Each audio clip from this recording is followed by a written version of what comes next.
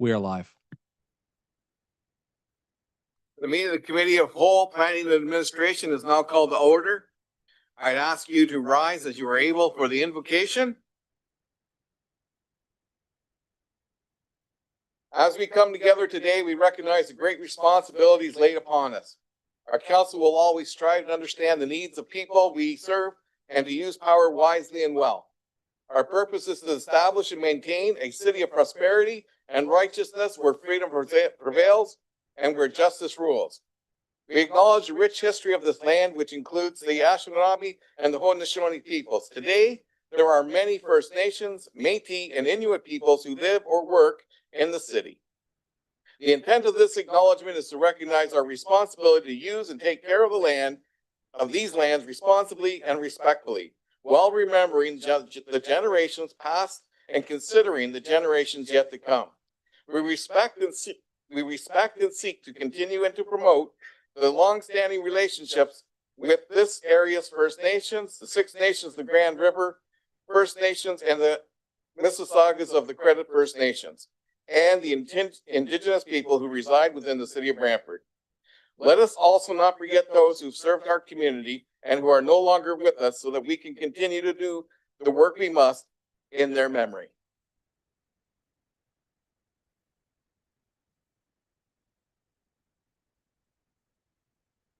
Clerk, has the roll been taken? Yes, roll has been taken. Members of the committee, are there any declarations of pecuniary interest for the items appearing on tonight's agenda? Seeing none. Members of the committee, are there any items for consideration or consent you would like to separate for discussion purposes? Oh, Councilor Caputo. Thank you. 711 proposed write-in turn-in lane, Thank Henry you. Street. Thank you, Councilor. Councilor McCurry. Item 7.1.2, please. I believe that takes care of everything. Is there anything else by chance? The minutes. Very well then. Councilor Celeste, can you please move the motion to approve all items for consideration and consent? 7.1, 7.2 not separated for discussion purposes. So moved and seconded by my ward mate, Councilor Caputo. Clerk, can you read the title of all items that are subject to the vote and then proceed with the vote? Absolutely. Item 7.1.3, the minutes. Right, let's all vote.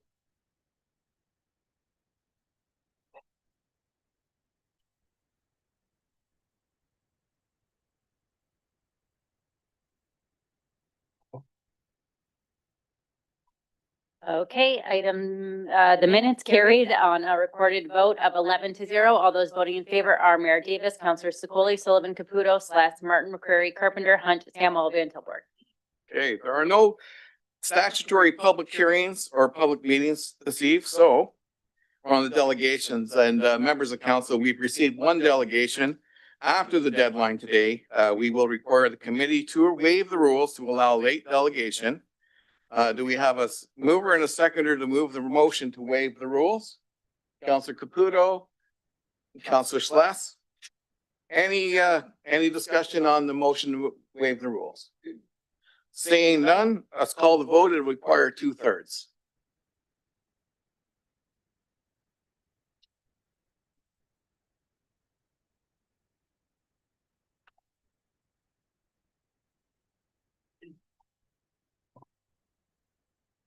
And the motion to allow the delegate carried on a recorded vote of 9-2. All those voting in favor are Mayor Davis, Councilor Sullivan, Celeste, McCreary, Van Tilburg, Samuel, Martin, Caputo, Councilor Secoli. Those opposed, Councilor Hunt and Carpenter.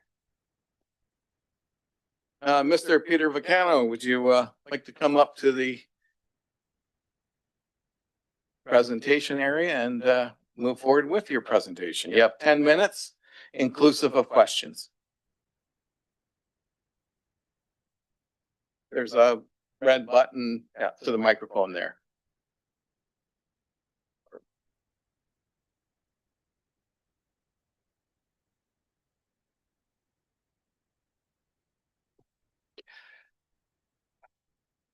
Good evening. My name is Peter Vicano. I own and operate a development company, construction company in the city of Brantford. I'm Mr. Mayor, members of council. I'm here tonight to provide some background to our request for a right-in only access from the Wayne Gretzky Parkway onto our property at 195 Henry Street. This property is approximately 12 acres. It has approximately 15, 16 tenants, individual separate tenants, whereas it is a commercial site. It is been developed to the maximum, to the bylaw, which is 100,000 square feet total. We cannot add to the property. We have 100% occupancy. We have no vacancies at this time. We have had vacancies in the past, and mostly because as the tenants related to us, access was a problem. We recognize that access to this site is an issue with the tenants, the patrons, and also the employees. And there's approximately 200 employees that go to work to this site. Why did we submit an application for the city to consider allowing us to install a right-in only at this time, back in the spring of this year? Well, it dawned on us that the city granted a right-in only to another private property off the Wayne Gretzky Parkway, and that is the Costco development, which is the Linden Park Mall lands. That right-in wasn't allowed. It was installed, and it works just fantastic.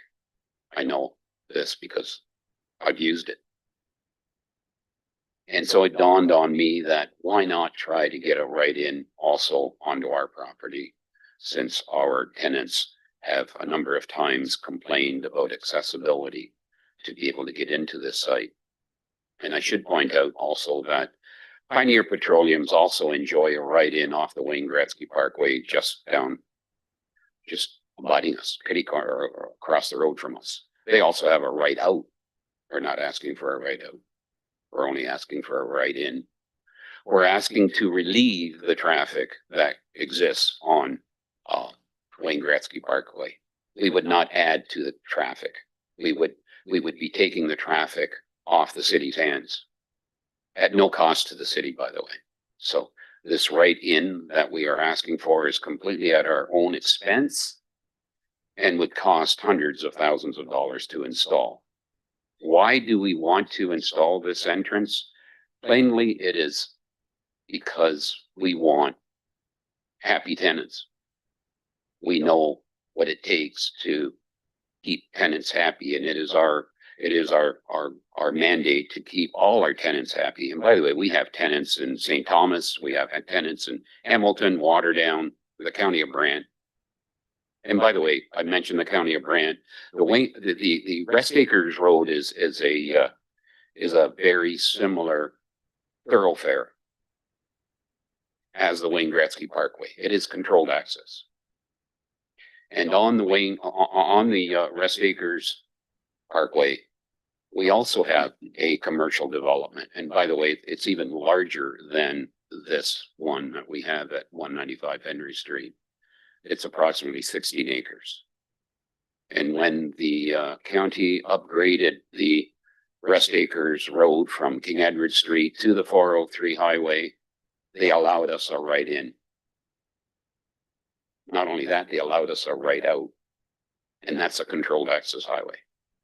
No one else has that, but they recognize the need. The county recognized the need for customers, patrons, whatever, for ease and accessibility to where they're going. to access our site, you have to pretty much go around and around and around to an industrial street called Bosworth to get in. When we created this site, we envisioned at some time in the future to, with proper engineering and reports, that we could possibly attain a right-in, and we designed our site to receive a right-in. And if you were to look at our site plan, I don't know if we did submit all this information to staff. You can see that the site is perfectly designed to receive a right-in off of the Wayne Gretzky Parkway. We would have to do very little work internally on our private property to install this right-in. All the work would be in the right-of-way. So again, why did we submit?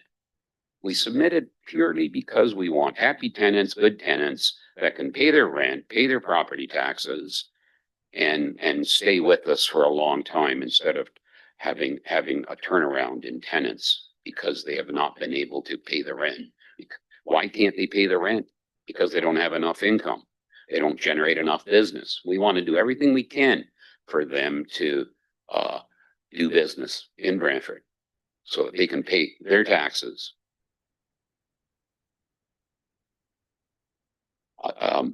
Please know that the cost of the installation of such a right-in would all be borne by us. Not a penny would be spent by the city of Brantford to allow this. Again, the benefactors of this right-in would be all our tenants. And by the way, if we look at the cross-section of our tenants, we have many government, federal government, provincial government offices, indigenous agencies. We have CCAC providing healthcare. We have a doctor's office. We have a bank. And again, all these people require quick and easy access. I don't know what else I can say other than we want to be treated fairly, like Costco, or like Linden Park Mall, the owners of Linden Park Mall. They're much closer to the 403, by the way. And by the way, we are outside the MTO control point slightly by 25 meters. So from what I understand, we don't even require MTO input, but we will seek MTO input. Now, please understand that we engaged a traffic consultant to make the submission back in the spring, Paradigm Transportation, and completely all at our expense. And if you take the time to read that report, you'll find that it recommends that a right-in would not influence traffic at all. In fact, we would be relieving traffic. So I suppose our request tonight, I'm sure it will be debated here, but we are asking to have the opportunity for us, our consultants and city staff, to take this a step further to see what the issues really are and how they're addressed, physically addressed by professional engineers, by the way. And that's all I have to say. Thank you, Mr. Buchanan. We have at least one question coming. Councilor Scully? Yeah, thank you. You're seeking just a right-in Yes. access, right? Not a, No, people won't be able to turn right onto Wayne Gretzky. not at all. Okay, so what, can you explain perhaps, if this were to move forward, what type of safeguards you would put in place in the plaza to ensure that we don't have somebody trying to exit from the entrance there? It would be literally impossible to exit. Why? Because the curbs that direct the traffic inwards would not allow the traffic to exit. Again, we've done this many a times with, if it's designed properly, mind you. So there are times in which these funnel curbs are not installed, either not long enough or not high enough. That can result in somebody trying to exit out of that. But with signage and physical curbs directing the traffic inward only is my answer. That would discourage the behavior of trying to flow that direction. That's right. Okay, thank you. Counselor Slash, you have 10 seconds. Thank you very much, Mr. Chair. Hi, Peter. John. You're not asking then for approval this evening. You're asking for more dialogue and for more information to be gathered to make an informed decision. Is that what you're asking for this evening? Yes. Thank you. Bottom line, the responses we have received, no. Thank you. Thank you. Counselor Carpenter, please read the motion to place all separate, oh, sorry, Mr. Vican. You may be seated. Time is up and we're done with questions and we'll be moving. Yes, I'm reading a little ahead of the script here because I obviously wasn't prepared for your attendance. But yeah, have a seat and yours will come to the front to be discussed, but we just have to put the motion on the floor with the counselors here. Counselor Carpenter, please place the motion, move all separate items for consideration and consent not previously voted on the floor and state your seconder. Well, I move that all items for consent consideration again to be placed on the floor. My seconder is my ward mate, Councillor Hunt. Thank you, Counselor Carpenter. Let's move to 7.11. Right of access. Who would, any discussion? Counselor Caputo. Thank you, Mr. Chair. So this was a nom that I brought forward a few weeks ago, and I still stand behind the fact that I think that it would be very beneficial for not only the plaza, but for the city to be able to have a right turn-in lane only. I think with the proper engineering, with the proper communication between staff, development, consultants, and VCL, I can't see why something can't be done this way. Being a part of a business that I had been for a while, I knew how important having access into the building was, because I still believe that it came at the cost of about 20% growth year in, year out, because people couldn't come in and couldn't get out. Seeing two businesses fail and two dominating retail or franchise opportunities fail there, regardless of what their offerings were, led me to believe that there's an opportunity for us to be able to ensure that the tenants currently and future tenants that go into that establishment will be looked after. So if it's okay, I would like to bring an amendment to what's in front of us here tonight. First, we'll see if there are any speakers on the motion or as on the report as it's presented before we get to an amendment. Seeking other speakers, Mayor Davis. Thank you very much, Mr. Chair. I'll not support the amendment.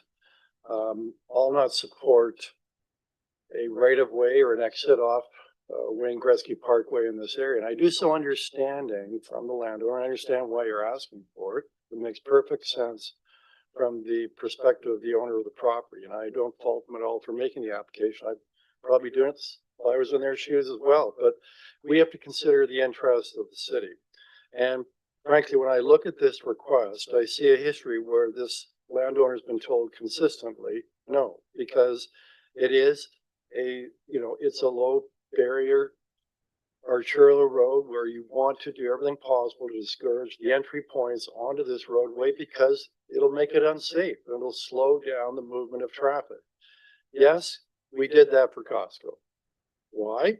Because I can tell you, I was in the meeting. We were told by senior executives that to get Costco here, we had to do it.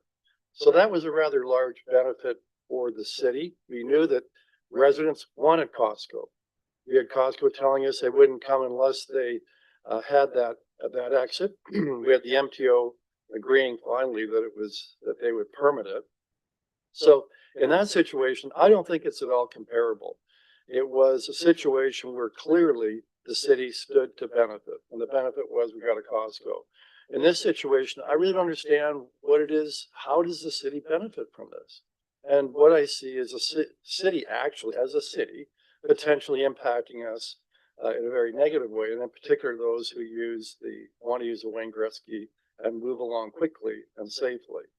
The fact that there is the multi-use path, the bicycle path, pedestrian path, that wasn't an issue with the Costco exit. There is no multi-use path from that side of the Wayne Gretzky, just a drainage ditch.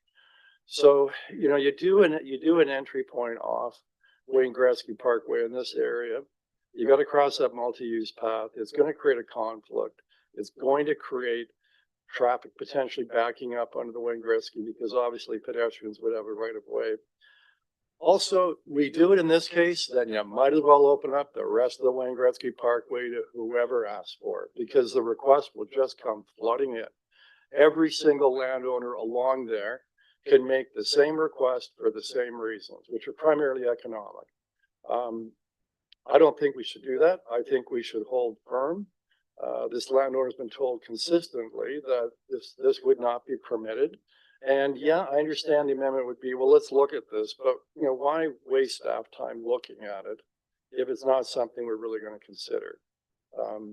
So that's my 2 cents worth on this particular matter. And as I said, I will not be supporting the amendment. Thank you, Mr. Chair. Any other? Like that. We're good now. Councillor Sullivan. Thank you, Mr. Chair. Could staff comment on this, please? Wayne Gretzky Parkway used to be a 70-kilometer-hour zone, which is now a 60-kilometer-hour zone. The last time a request was put in at this address, were we in the new 60-kilometer speed limit zone, or was it still the old 70?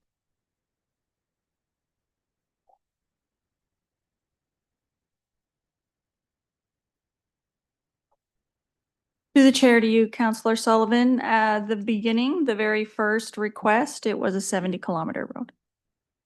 Thank you. Any other speakers? Councillor Sloss? Thank you, Mr. Chair. Just one quick question before we get to the amendment, and it's through you to staff.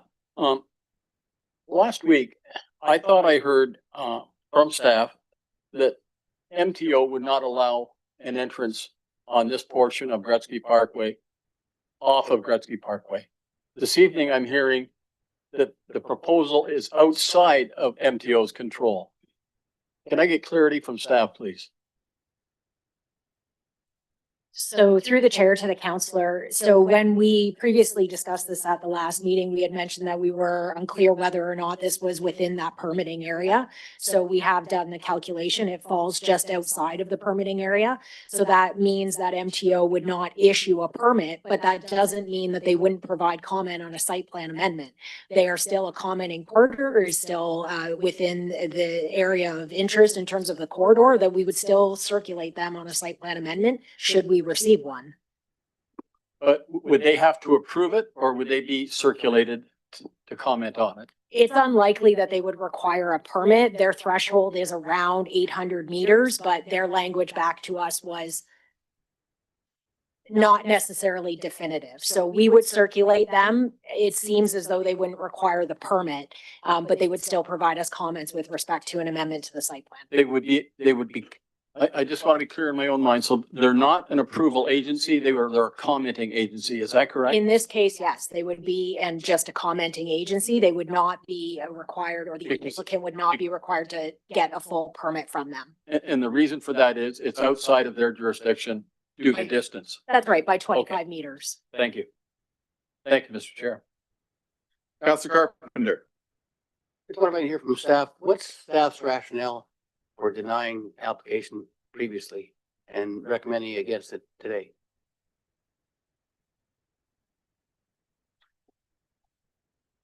So through the chair to the councillor, I do want to clarify that the request that was made to us back in May came to us in a letter. It did ask for a right in, right out. There was a conceptual site plan that was provided. It's actually appended to the staff report, so you can see that there was a right in, right out. It now appears as though it is only, the request is only being made for a right in. But again, we have not received sort of an application or a formal application to verify that, really just going by what's in the letter. But we have several reasons for recommending against an access point, ones that we've identified with respect to and what was discussed here tonight in terms of this being a controlled access roadway. But further to that, I think it's important that the mayor alluded to the city's interests here, and this is a major arterial within the city, moving traffic north-south. We fully anticipate, as we've suggested, that we will be undertaking an EA on this roadway, looking to accommodate traffic today, but traffic in the future. I think it's important that we minimize our constraints to our ability to widen that road. And the further access points that we have along the way makes it easier for us to negotiate those access points in the reconstruction of that road. It is possible that we could revisit an entrance into this plaza during the EA process, but I would suggest that anything before that would be premature. We've also identified concerns with safety. We've discussed the multi-use path. This would be vehicular traffic bisecting a multi-use path. Our analysis also looked at the right out portion of it. While I understand that the applicant this evening has suggested that he was only looking at right in, the site plan looks at right out as well, which we feel would be significantly problematic in that what if you're coming right out and then turning left on Henry Street? That's, you're crossing 2 lanes of traffic and a turn lane. So I think there are several reasons why we're recommending against it. But one, I think the major one, at least for me or my perspective, is that it's premature. We are looking to continuously move traffic and plan for future expansion. The traffic calculations that were provided us in a technical brief only look at those calculations based on today. And I don't want to see us constrain ourselves in terms of the future and the potential widening that we know that this road will undertake in the next 5 years. So I take it that you're not opposed to having the discussion as part of the EAA process for widening Wayne Gretzky Parkway to 3 lanes on each side. No, and in further discussions with our engineering staff, I think that would be the most appropriate time when we're looking at a full reconstruction of that road and we're looking at traffic volumes and traffic counts into the future and not what exists today coming in and out of that plaza. And what's your interpretation of the resolution that's before us? My interpretation of the resolution before us is that the staff report, we're suggesting that staff or council receive the report.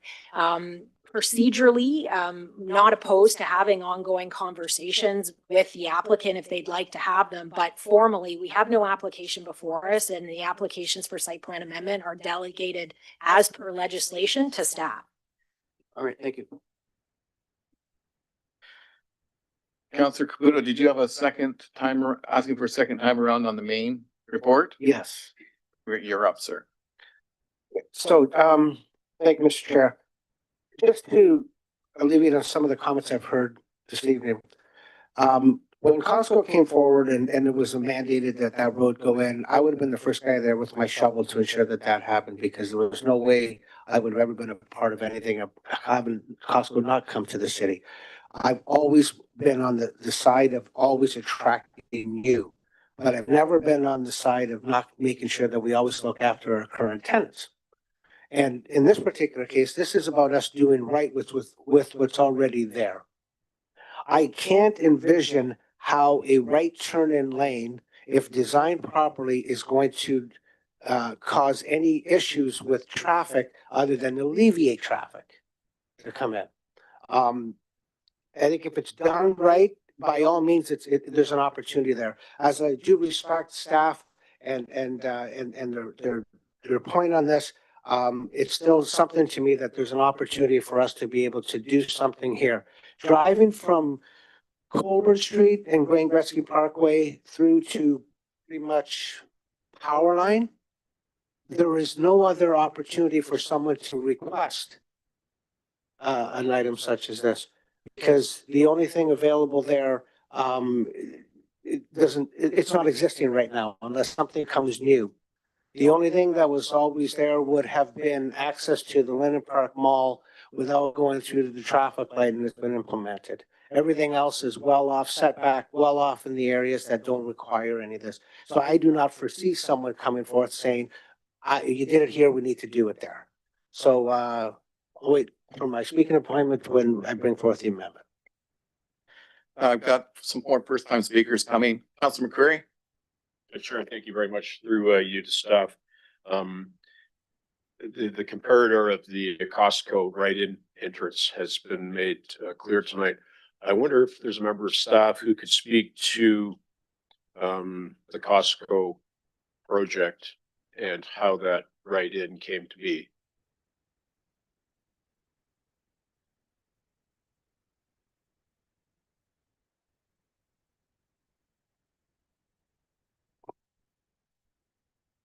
So through the chair to the counselor, my recollection of it, and I will say that I was not involved in all of the meetings, but I will say that there was active and ongoing discussions between the city of Brantford and the improvements that would be borne by the city.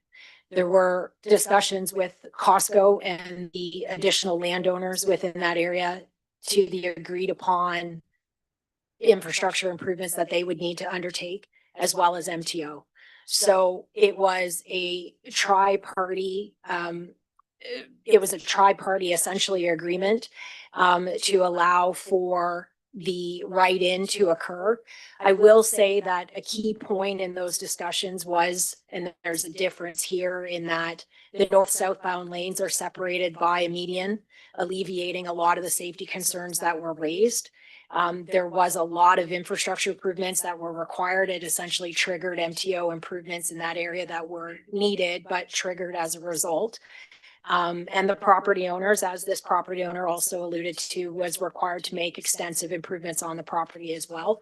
But as I said, a key factor of that was the distance between the right-in and the intersection, in the controlled intersection into the Linden Park Mall, but also the fact that the roadway was separated by a median. So, And it did not cross a multi-use path. do you recall, what, if any, cost sharing arrangement was in place for the Costco, access? There were cost sharing agreements in place. There was a extensive culvert redevelopment that occurred. There was reconfiguration of land boundaries as well. But if you are looking for exact numbers, I'd have to call on our city professional engineer, Gary. It would be fair to say that there was some city investment in making improvements there.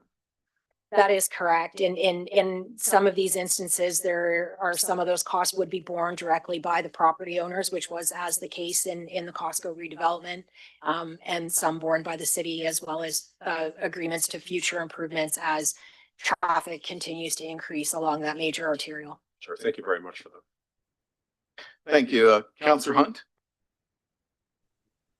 Thank you, Chair, and through you to staff. So I'm hearing that we have a letter with a proposed site plan amendment, but we don't actually have a site plan amendment application. Is that correct? That is correct. Okay, and so should there be a site plan application or an amendment for site plan application submitted, that particular application wouldn't come to council regardless. You've indicated that that's a staff decision. It's not a council decision. Yes, that is correct. Bill 109 actually legislated that is a staff decision. Okay, so this council doesn't have the authority to make a decision on this particular, which, as I said, right now is not even an application before staff. So I just wanted to clarify that. Thank you, Nicole. Thank you, Councillor Hunt. We have any other first-time speakers by chance? Seeing none, we'll go to second-time speakers. Councillor Sluss again. Thank you, Mr. Chair. Through you to Nicole. Nicole, you indicated that the application you have before you is for a right in, right out. And you've denied that in your recommendations. Right? You've been opposed to it. You've recommended non-approval. Yes, and as I said, so we did receive a letter from the property owner that had what I would say is a site plan attached to it, although it wasn't a formal amendment application. Nevertheless, it was a conceptual site plan as well as a technical briefing from a traffic engineer. And that asked for a right in, right out, which is also depicted on the conceptual site plan that staff appended to the staff report. Right. If that submission had been for right in only, would that have changed the recommendation? I don't know that it would necessarily change the recommendation. Being fair, I think our professional opinion, it doesn't change the fact that we are actively planning for traffic increases along that road right of way. We have a policy framework as well as a transportation master plan that have all been approved by council that limit access along that roadway. So I think our advice back to the applicant would have been that this is not supported by staff. It doesn't negate them from making an application, although I recognize this process has been a little bit skewed, and I would see that, I mean, staff have essentially laid their position on the table. If an additional traffic lane is created out of necessity because of volume, and there was a right-in only existing, would that impede you from going another lane of traffic? Would the space allow that to happen? I'm not sure that I'm understanding the question, but I would say. If you added another lane of traffic. Right. And this had been approved, Right. would that prevent you from adding that lane of traffic? I think what you're asking us to do is a technical design on the floor. I think that going back to my previous comment, I don't think we can do a technical engineering design on the floor. It's also very iterative process with our engineers and their engineers. But what I would say is I fall back on my previous statement and the statement of our staff that at this time, staff are of the opinion that that is premature. I don't have an ultimate right of way for that roadway because we haven't undertaken the EA as of yet. Right now, we have a recommendation for probably 6 lanes of traffic in that area. If that's the ultimate right of way, then we will need to plan accordingly. But I think it makes sense that we look at access points during a comprehensive review of that right of way, where we would also reconsider pedestrian access along that roadway as well. Doing it as a one-off is problematic, I think, based on the information we have. When is that scheduled to happen? I believe it's scheduled to happen in and around 2027, 2028, with construction commencing then after that. But that formal process would commence in and around 2027, 2028. Thank you. Thanks, Mr. Chair. Thank you, Councilor Celeste. I guess I'm a first-time speaker, so I'm gonna go ahead of the queued up for second-time speakers. You know, I'm not in favor of the right of way access. I'm looking at Rona literally across the street. And I know to get into there, you have to basically do the same maneuvers that you do into this proposal. You have to go around and around and around. And what I am also aware of on the Henry Street entrance by chance is that they do have a write-off by the Tim Hortons and on the Henry Street. And that backs out at times. If you're there on a very busy morning, which I've been multiple times, you can be backed up there across, and it actually ends up ironically blocking the exit from the building as well. But the other part is Rona. And when I'm looking at Rona and the other entities behind there, could we not be facing a similar situation at the corner of Henry and Wayne Gretzky, where somebody will say, I would like a write off of Wayne Gretzky into the Rona Plaza? That's a question for staff to answer.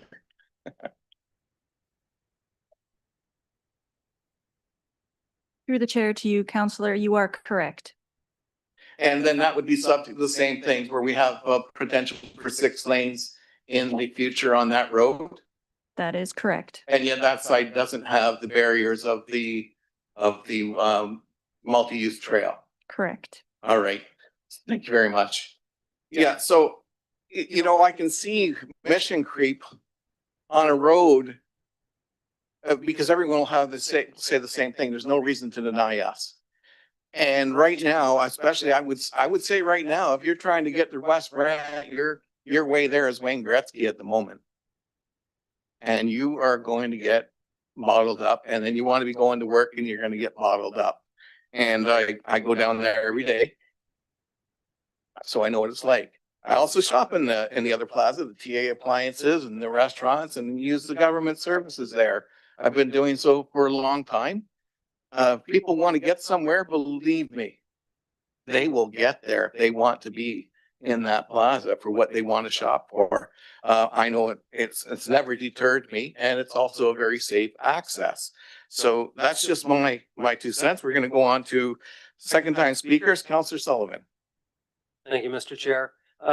Nicole, you had mentioned a potential precedence being set. Have we received other requests from other commercial establishments along Wayne Gretzky in the past for a write-in?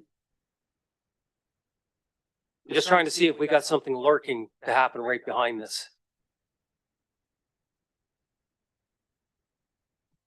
Through the chair to you, Councillor Sullivan, many, many years ago, there was a request from Canadian Tire. Thank you. Thank you, Counselor Sullivan. First time speaker, Counselor Secoli. Thank you, Mr. Chair. I was going to wait till this amendment's actually on the floor, but I can see that we're all already discussing it.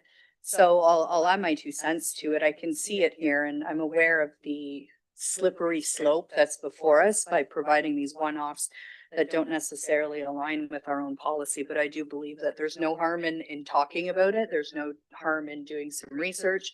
There's no harm in looking into what it would look like to have access onto Wayne Gretzky from this plaza. And just because we made a decision decades ago that doesn't necessarily mean that it still makes sense. Me personally, it makes sense for me to just drive down Wayne Gretzky and turn into this parking lot. I don't see why we would prevent it. Not every site on Wayne Gretzky is appropriate to have a right in, right out. Some of them there's ditches there. Some of them, it's the side of the building that you're turning into. It's not necessarily the front. So for me, I'm going to be supporting the amendment and looking a little bit deeper into this before making any type of decision. So I will support this amendment when it is eventually on the floor. Thanks. Thank you, Counselor Secoli. Second time speakers, Mayor Davis. Yeah, it was suggested, oh, this is the only property that would ever want this. Well, the reason why there haven't been any other requests is because the city has consistently said to anyone who's inquired that this is city policy. This is a limited controlled access arterial road. So I can think of 6 properties, Park Road North, Canadian Tire, I guess I already asked for it. The property below Canadian Tire. I can think of Rona. I can think of other properties, other parcels of land along the Wayne Gretzky Parkway that have not yet developed or could redevelop. They see it happening in one case. You're going to end up having, I predict, 10 or 11 of these along the Wayne Gretzky Parkway. And think about the Wayne Gretzky Parkway. I mean, right now, it is our major arterial road into this city. It's a major arterial road providing access to West Brent and Shellard Lane. And we want to have discussions about how to slow that traffic down. That doesn't seem to be a good thing to do. And then just think as well, when the boundary lands are developed, this roadway will have to be widened to 6 because it is going to be the major arterial road linking the northeast part of the city, the north part of the city, downtown, Echo Place. It will be the backbone of this city. And we want it littered with off ramps? No. We know that's going to cause problems. So why are we discussing this? The city has a policy. This land, don't forget, this land was, I believe, originally industrial land. It was converted to commercial.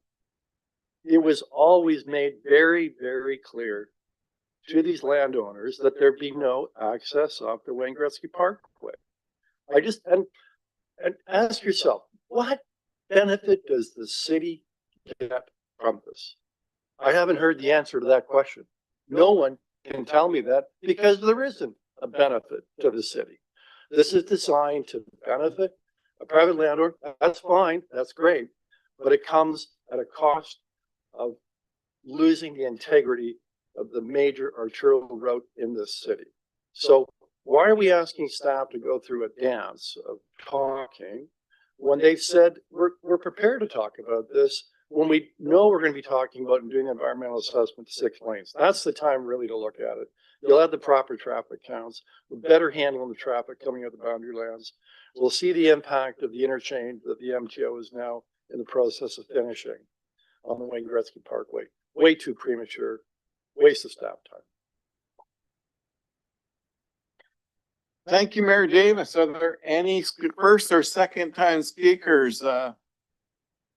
Saying none. Oh, Counselor Carpenter, your second time. Hey, to take an opportunity to speak 4 times to the amendment. That's where we're at. So Wayne Gretzky Parkway was supposed to be 100 kilometers an hour. It's supposed to have a 4-leaf clover at every intersection. And it was 70% paid for by the provincial government. Previous councils that chickened out and downgraded that road to a major arterial road, and we lost that. And so Wayne Gretzky Parkway ability to move traffic was that designed probably 70 years ago to move traffic from West Brant, the development of West Brant, all the way to the north end of the city, all the way to Governor's Road, quite frankly. And we gave up on that some time ago. That's why I vote against every time selling a real estate piece of property on the South Park Road South, because I haven't given up on that dream, but I guess everyone else has. But I'm also opposed to the fact we've downgraded the speed limit at Wayne Gretzky Parkway to 60 kilometers. I think that's at the request of Costco. I'm not in favor of industry coming here and dictating to us what we're going to do. Even Garden County Road 18 is 60 kilometers an hour. My goodness. How slow can that be? Nobody does that because it doesn't make sense. So we need to be making a decision on good planning matters, good traffic matters, not based on someone's wishes necessarily, but what's good for the city, as the mayor said. Thank you, Counselor Carpenter. I see we just about bled every speaker of all their spots. So I think who knows how busy it'll be after you do your amendment. Let's hear it, Counselor Caputo. Well, since we've already had discussions on it, I do want to bring an amendment, that staff be directed to meet with the property owner and the engineering consultant to review and discuss the submitted traffic study and associated site access concerns, including the proposed location and integration of the multi-use trail, with the goal of collaboratively identifying design or operational solutions that address traffic safety, access, circulation, and active transportation infrastructure while adhering to city standards and policies. B, that as part of this process, staff consider referring the matter to the Ministry of Transportation, MTO, for input and direction regarding the need for a turning lane and the potential for future extended lanes along the corridor. And C, that staff report back to council with an updated evidence-based assessment that incorporates technical input from the developers, consultants, and if applicable, the MTO, to ensure a balanced and coordinated approach to traffic management, safety, and the integration of the multi-use trail. So Counselor Caputo, who was second? You Seconded by Councillor Sloss. Of course. So we've talked about this now for a while, and so my position is there, and I do respect city decisions. I do want to move traffic. If this lane was going to impede traffic, I never would have even considered it. But this is a way to actually take vehicles from the stop sign or from the stoplights and bring them into the plaza. And if it could be done without having the issues of the trail and having the third lane to Gretzky Parkway, maybe it's a bit premature, maybe it needs to be discussed, but I think if we don't have the discussion, I wouldn't be doing my job. It was brought to me by the landowner, and after careful consideration, it was a while, and it was at the very end, and basically because of the fact that I thought that it would be the right thing to do, that's why we're here. So hopefully you support the amendment, we'll see where we go from there. Counselor Sloss. Thank you, Mr. Mayor. Sorry, you just got a promotion. Or not. I think what this amendment allows is for dialogue. I think it allows for a lot of the legitimate questions that were contained in the information package that we received late this afternoon. Those will be addressed through a process like this. It allows dialogue and it allows information gathering. And I think this is also about fairness. If your company's name isn't Costco, well, then the answer is no. If your company's name is Costco, the answer is yes. That doesn't sit well where I sit. It should be a fair and an even playing field, and it appears that it's not. I think the recommendation that we received from staff is an opinion-based recommendation from where they're sitting and what they're looking at and what they're reviewing. I can accept what they're saying based on what they do for a living. On the other side of the coin, you have a company that does traffic studies. They do it for a living. That's all they do. And they're saying that this does not impede traffic. This does not create danger. This does not disrupt flow, and that it's a safe thing to do. So I think there has to be a meeting of the minds somewhere. And I think approving this allows that meeting of the minds to take place, that the proponent and staff can get together and discuss concerns from both sides and come up with a resolution that both sides can live with. So I'll be supporting it, Mr. Chair. Thank you, Councillor Celeste. Councillor Samwell on the amendment. Thank you. Through you, Mr. Chair, I only need to speak to the amendment once. I've listened to the discussion tonight, and I think that staff have also made it very clear in the report and in the remarks that they've given tonight, their position's clear. And it still doesn't preclude the property owner from talking with staff. And so for tonight, I'm a no to the amendment. Thank you, Councillor Samwell. Councillor Sullivan, first time on the amendment. As we've done in the past, this isn't making a yes or no on the final decision. This is just discussing. And I don't see any harm in finding out what information could be arranged between both parties. Thank you, Councillor Sullivan. Any other speakers on the amendment? Oh, sorry. My apologies, Councillor Martin. I wrote your name down and then I didn't go to you. So you're on, sir. Thank you, Mr. Chairman. I haven't really heard it tonight, but in years past, I've heard, well, it's information and there's no cost to getting information. But I argued it back then, and I'll make the argument now. Information takes staff time. It takes staff away from other projects. So what you have to look at is if this is something that you can see approving down the road, it's worth spending a little staff time and getting more information on it. But my problem with this is the multi-use trail. I see a very serious issue with the right-in crossing over the multi-use trail and creating a conflict point for pedestrians or bicyclists and vehicles. And that's a very dangerous combination. So I won't be approving this when it comes back. So I will not be voting in favor of the amendment to waste staff time on something that I will not be supporting when it comes back. So everybody needs to take a look at this. And if this is something that you're not going to approve when it comes back, no matter what, then vote against the amendment, because there's no point wasting staff time on something that doesn't have a hope. Thank you. Did I see Councillor Carpenter go up once? Well, we got Councillor McCurry. You spoke once on this, right? Councillor Carpenter? Not on the amendment? No. I don't know. We'll check. Councillor McCurry's up. Your mouth is impeccable, Mr. Chair. Thank you. The word that Councillor Celeste used in terms of looking at this, balancing both sides, is one of fairness. Costco has a right in.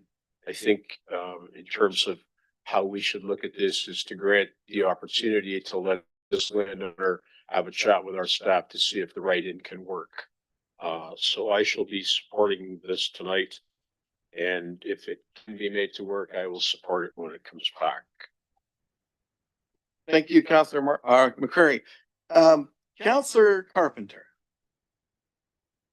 First time speaker on the amendment. Seems to me everybody spoke on the amendment during the original resolution, but I don't know how I didn't have a copy of the amendment. Does everybody have a copy of the amendment? Did I miss getting a copy of the amendment? How could we be speaking on the amendment if we didn't have it in front of us? Could staff tell me where the amendment It's an e-scribe, Councillor Carpenter. I'm in e-scribe. Okay, can we check that? Let's see if that is showed up. Through the chair, it was placed in eScribe after the meeting started. Oh, so I'd have to go back out and back in to get it. Okay. All right. So what I'm looking at is a map that shows that I've got in front of me that says, so what does the resolution say? Can we put it up on the screen? Because I thought the resolution was directing us to do something specific. Coming up on screen, Councillor. Staff be directed to meet with the property owner and use their engineering consultant. An engineering consultant works for the person that hires them. So they're gonna hopefully they're gonna work for on my behalf. If I hire them, I want them to come up with the reasons why I want done what I want done. That's usually how consultants work, as I understand it. So the process, the staff, would have been a lot happier if this amendment was simply to say that staff consider this option when we review the EA for the widening Wayne Gretzky Parkway as they've suggested. That would have been appropriate. We would have been able to do it then, and had the meeting with the individual. And then this is sort of, it's almost like I missed the meeting, when I see stuff like this. So we were directing staff. Now, I have difficulty when we're directing staff to do something specifically. We're saying they're going to approve it by meeting with the consultant, the individual's consultant, and bring back ways to do this.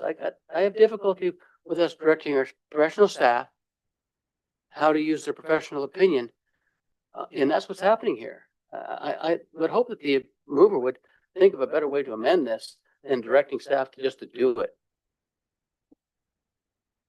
Thank you, Councillor Carpenter. I have a question of my own, and that's, what is the normal procedure for a developer who wants to put in such an endeavor to stop? What's the procedure that they go through? And is there anything preventing them from doing that procedure? That we have to have a special amendment suggesting to do just this, because I don't recall ever having to do this. I've never done road design before. So what's the normal procedure? So to the chair, the normal procedure would be for the applicant to make an application. Right now, we have no Planning Act application before us. We have offered to meet with the property owner. Rather than meet with us, a NOM came forward. So that's where we find ourselves today. But the applicant can make an application to us that would facilitate a pre-consultation meeting where our professional engineers would meet with their engineers and have a conversation about what would need to be done from a technical amendment perspective. And we would evaluate that information and either approve or deny the site plan amendment. That would be the typical process. So no amendment is needed for the applicant to make an application to us to further this discussion. Thank you. Any further speakers on the amendment? Seeing none, let's call the vote on the amendment.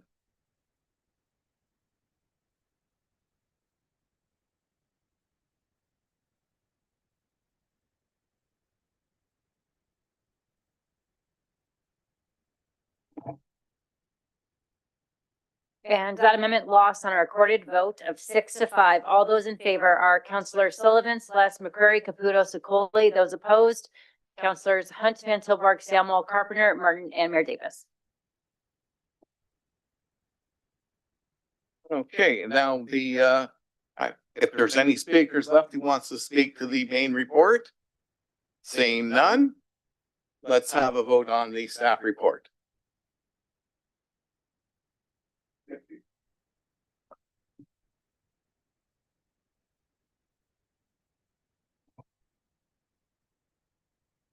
And that item carried on a recorded vote of 9-2. All those voting in favor are Councillor Sullivan, McCurry, Hunt, Van Tilburg, Samuel, Carpenter, Martin, Sokoli, Mayor Davis. Those opposed, Councillor Slats and Councillor Caputo. Thank you.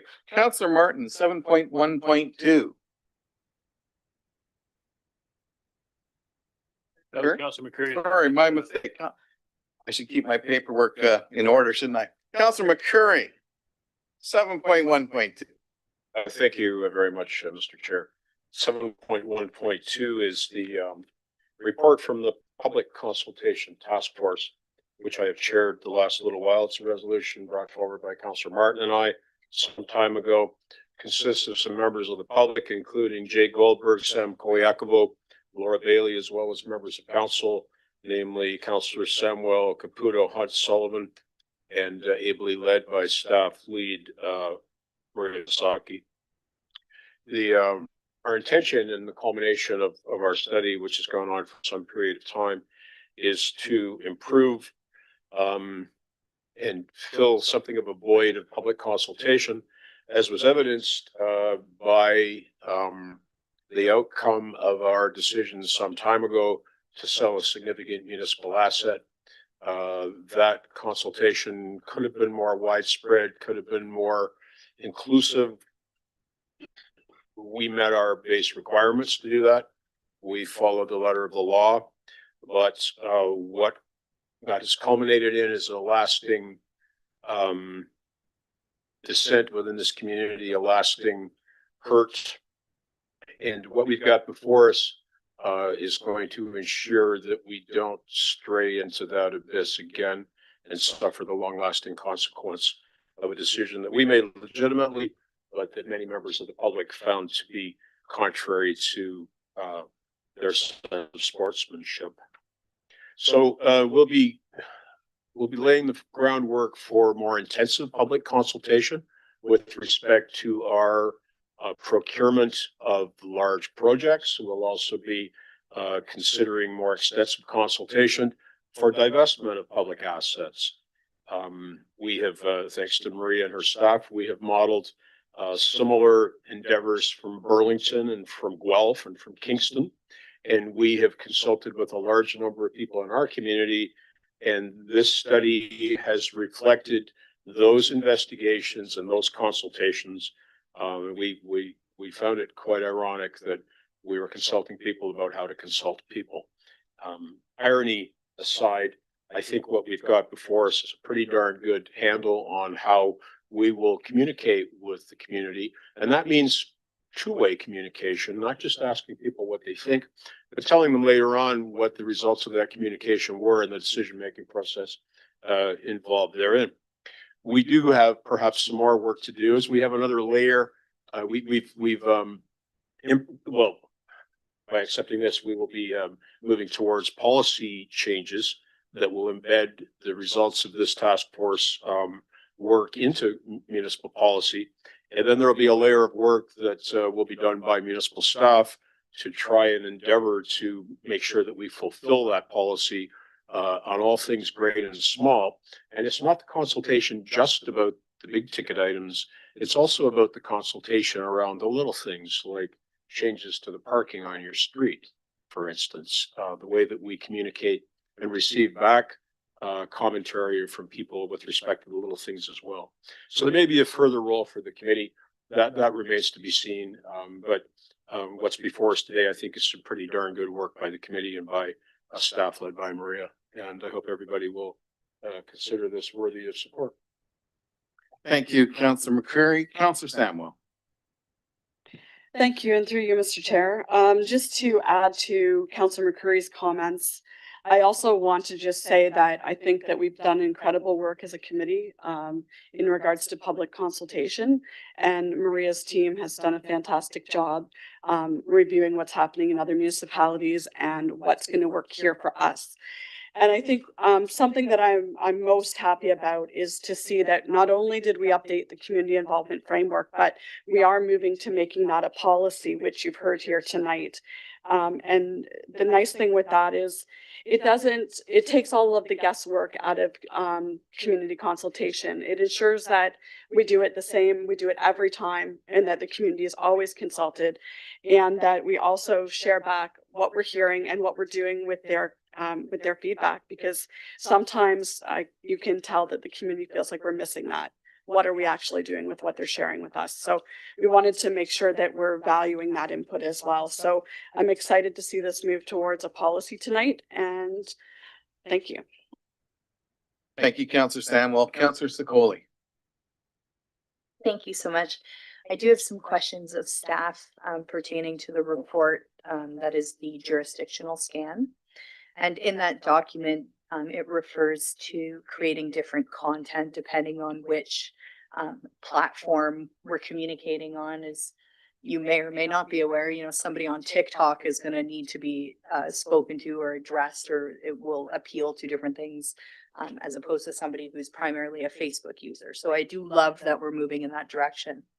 The questions that I have are pertaining to, number one, what opportunities exist within our communications and marketing department to seek continuing education for our staff to make sure that we're on the up and up of what those trends are and how people are wanting to be communicated with, if any?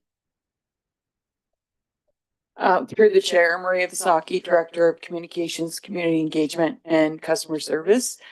Through the chair to Councillor Sicoli, thanks very much for the question.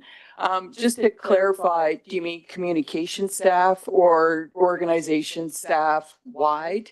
I'll just give you some parameters in terms of the process.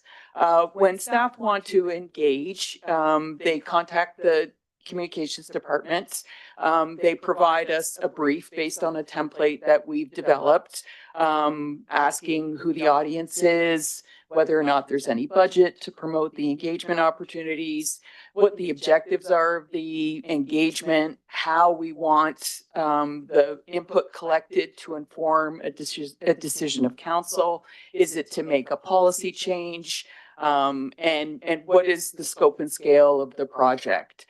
From that, we develop a plan, an engagement campaign plan, and we collaborate with staff to develop content for it and put it out to the appropriate mediums based on who the audience is. So in terms of ongoing education, a really good question.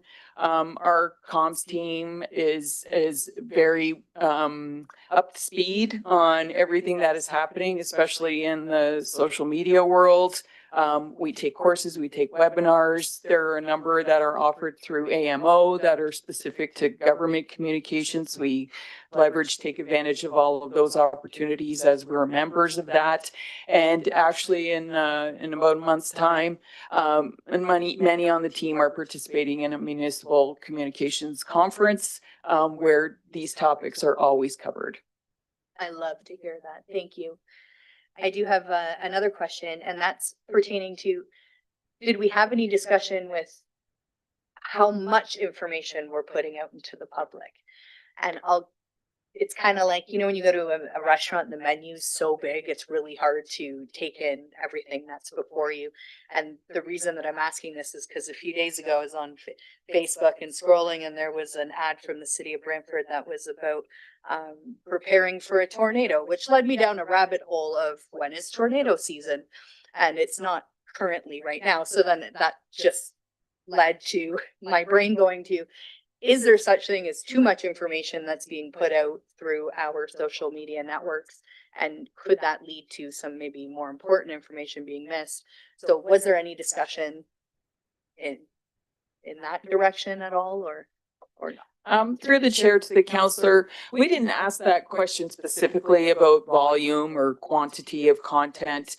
We did ask people to tell us how they want to hear about news from the city and specifically how they want to be engaged. Social media was the #1 preference, followed closely by the city website. So a number of the digital platforms, Let's Talk Brantford, because they're convenient, because people can do them and engage on their own time. So we didn't ask about quantity, but taking your point that sure, there are times when certain messaging is going to resonate better than other times. The emergency messaging you're referencing is we're legislated to do that emergency preparedness messaging. So we have a campaign that runs all year round. Okay, thank you. Mayor Davis. Thank you, Mr. Chair. So if I'm reading this report, Mr. Chair, I see that it at its core recommends 3 levels of engagement. There's the minimal engagement, that would be for projects, say it might be 10 or 15 or $25,000. And basically the engagement is information sharing. Then there's moderate engagement, that's 100,000 to $1 million. And that would be limited to information sharing, website updates, social media, public notices. Then there's the tier 3, Mr. Chair, the intensive engagement. Major capital projects over 1 million. And the engagements should include multi-phase consultations, workshops, panels, use of digital tools, broad participation. It's the higher level of engagement. And so I have a straightforward question to our communication staff. In respect to the Sports and Entertainment Center, that's a tier 3, no question. How would you categorize the engagement that's taken place over the last 2 years? Would it comply with this policy concept? Would it not? Like, Through the chair to the mayor, thanks for the question. Based on what is being recommended in terms of how we update the community involvement framework, you did a really good job of providing an overview of the tiers. Even though that framework isn't today updated based on these recommendations, it will be once council formally approves this direction. I can say with confidence that we have met the criteria for the tier 3 recommendation of consultation. We've had a town hall, which is recommended as part of that tiered package. We will, by the end of this week, have completed 3 open houses that are all in-person opportunities. We've conducted 2 Let's Talk Brantford engagement campaigns that are a month in duration each. And there have been at least 11 council meetings where the public was encouraged to delegate to speak to that issue. So that does fulfill the criteria of the tier 3 level. and on many of those occasions where we had the 11 public meetings, we did receive many delegations that provided us with a wealth of information. That's correct. I think there were delegations at every single opportunity. Right. Oh, so glad to ask that question, and very happy that to hear that I think you're telling us in some ways what we've done over the last 6 years is we've vastly improved how we engage the community. We use a lot of different tools. Nice now to have a structure to tell us, depending on the issue, this is what you do. And so, as you say, it removes that uncertainty that when you have a small project, you don't do the tier 3 engagement because it's just too expensive and really not required. But so I'm very happy to support this. And, I thank Councilor McCreary brought this forward, 4 years ago. And I think it's going to give us a sort of a codification, a very detailed policy that this council, not much time left in this council, but certainly I think it'll be of great assistance to the next council in terms of the public engagement and what it is that is expected to be done depending on the nature of the issue. So I thank you to Councilor McCreary and his task force for the hard work that you've done bringing this forward. Thank you, Mayor Davis. Are there any further speakers? Councilor Carpenter. Not a lot that hasn't already been said, but Maria, when is a project or an item so big that it requires a referendum vote? Through the chair, I didn't ask that question in any of the surveys. We didn't engage on that particular subject matter. I did ask through the jurisdictional scan. I asked other communities what their gauge is for that. Everybody has very different answers. I think that would require additional consultation with the clerk. I know there are regulations, procedural, around whether or not a referendum is called. And I think that also depends on direction that comes from council directing staff to investigate and explore that option. I think you reviewed a number of municipalities and their process. Did you find any of them that had a referendum as part of a policy anywhere? Through the chair, not as part of their policy framework or policy related to engagement. Okay, thank you. Thank you, Councilor Carpenter. Any further speakers? Seeing none, let's call the vote.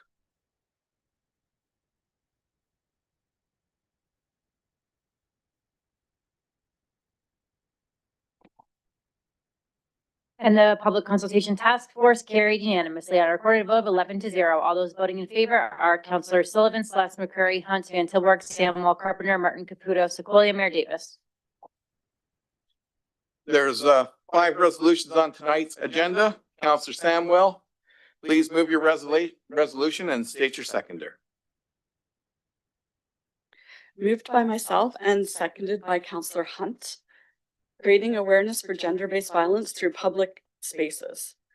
Whereas intimate partner and gender-based violence remains a critical social issue that significantly impacts the safety, well-being, and stability of individuals, children, and families and communities. And whereas between July 2024 and May 2025, 3 intimate partner violence deaths occurred in the city of Brantford.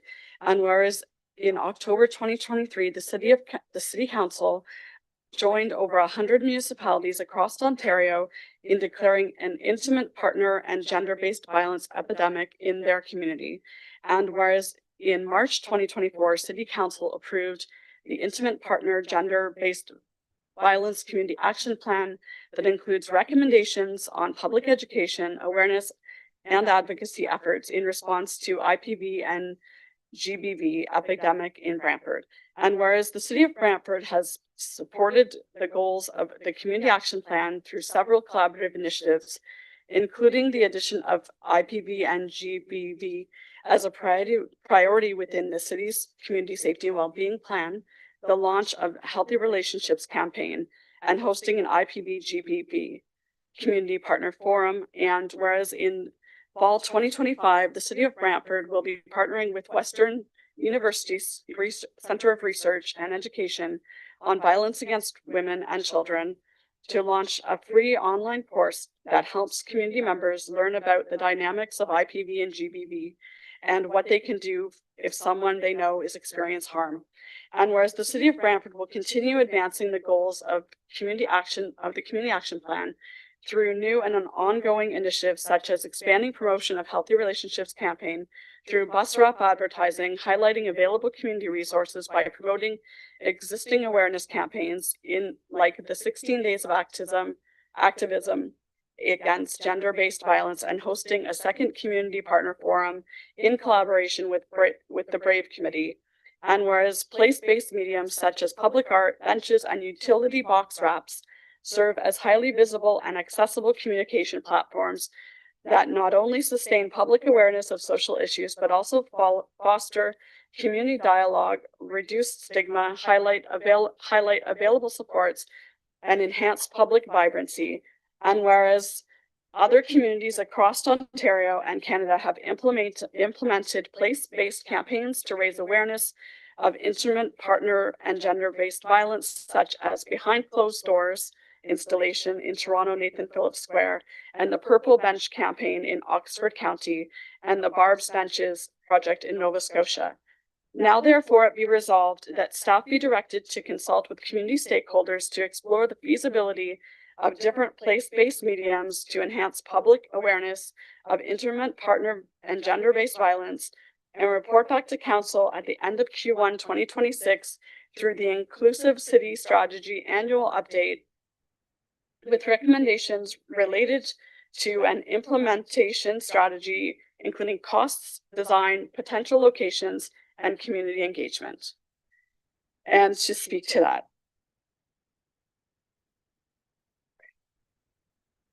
this motion comes from a place of concern and shared responsibility. Intimate partner and gender-based violence is not distant. It's happening in our community, to people we know and care about. Between July 2024 and May 2025, 3 lives in Brantford were lost to intimate partner violence. The impact reaches far. Families, friends, and entire communities have been affected, and countless others suffer in silence. In 2023, Council joined over 100 municipalities in declaring an intimate partner and gender-based violence epidemic. That declaration was a promise to not just acknowledge, but to act. Over the past year, we have taken meaningful steps, approving the Community Action Plan, collaborating with partners, and supporting campaigns that open conversation and offers help. Tonight's motion builds on that foundation by exploring how public spaces can raise awareness and signal support. These reminders tell survivors you are seen and you are not alone, and help exists. By consulting with community stakeholders, we ensure any next steps are thoughtful, inclusive, and locally grounded. This is about using our public spaces to reflect values, a community that stands against violence, listens, learns, and leads with compassion. And I hope as a council, this receives support tonight so we can continue to move forward from awareness to action together. Thank you. Thank you, Councillor Samuel. Councillor Martin? Thank you, Mr. Chairman. And I thank Councillor Samuel for bringing this forward. This is a very serious issue. One of the big problems with it is it goes unreported. And there's a good reason for that. The reason for that is our bail system. I'd like to say we have a revolving door, but most of the accused never see the jail cell. They don't even get to the revolving door. They get released long before they get that far. Our current catch and release and hug a thug mentality in the justice system sees these perpetrators back on the street before the officer who made the arrest even finishes his shift. And now this individual is even madder, and the first thing he does is head straight home, and the victim is abused again. So the victims, they don't want to report it because they know they're going to get it double in a couple hours. And a lot of them have nowhere to go.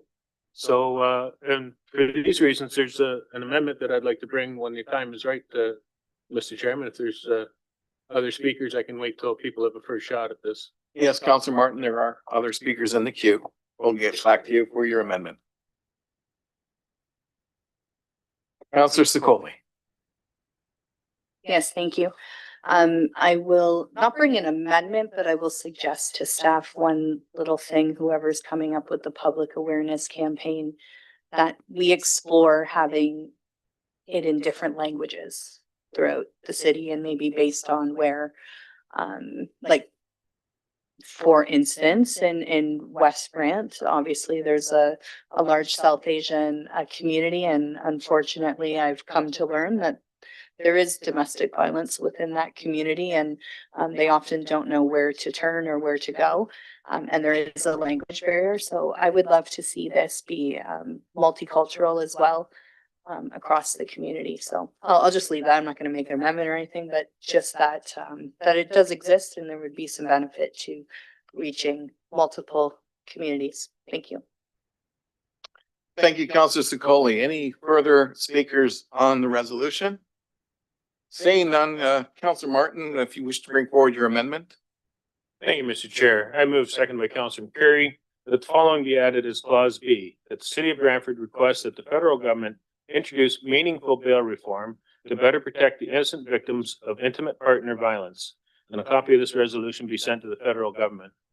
And as I said earlier, we have a hug a thug catch and release system that re-victimizes the victims of this crime. And without meaningful bail reform, a lot of this is going to go unreported. And when they don't report, there's no way we can help them because we don't know who they are or where they are. And recently the Conservatives introduced a bill to make reform to the bail system. Unfortunately, it was voted down. So with this resolution, we're calling on the federal government to bring in meaningful bail reform so that we can see these vulnerable people protected for more than just an hour or two. Thank you. Any speakers on the amendment? Well, Councillor Carpenter. Maybe clarification. So when we say to the federal government, we mean to our federal member of parliament, our federal representative.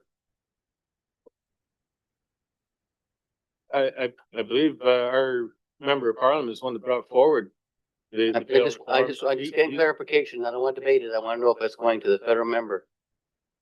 Well, no, I want it directed to the federal government because. Okay, all right, fine.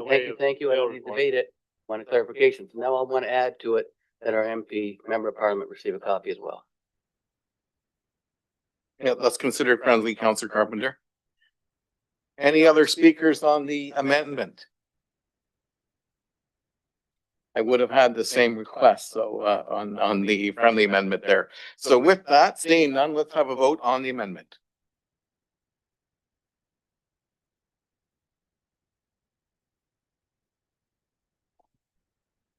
The amendment carried unanimously on a recorded vote of 11-0. All those voting in favor are Councillor Sikoli, Caputo, Martin, Carpenter, Samuel, Van Tilburg, Hunt, McCurry, Sullivan, and Mayor Davis.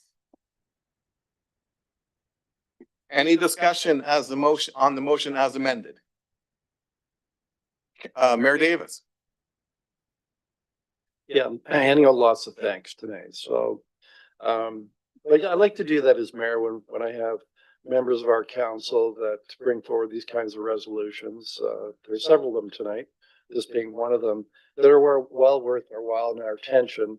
And in particular, this one, so I congratulate Councillor Samwell, because, you know, this issue of intimate partner violence is something that is pervasive. We know that from the stats. We know that from in-person victim stories. We know that no matter what the community across Canada, it is a very significant social problem.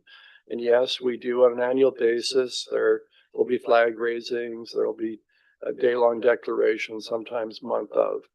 But I think it's really important to have these place of reminder in your community that are permanent, semi-permanent, that will provide a daily reminder to the members of the community that this is an important issue and that it's an issue that, you know, involves all of us in the sense of dealing with this issue and trying to prevent it and see that it doesn't take place, and that this is a good resolution that will provide us with daily reminders at significant points in our community about the importance of intimate partner and gender-based violence. That's a critical social issue and requires all of us to do whatever we can to minimize that in our community, and however we can do that as individuals. So I want to thank Councillor Samwell. Thank you, Mayor Davis. Seeing no further speakers, let's call the vote.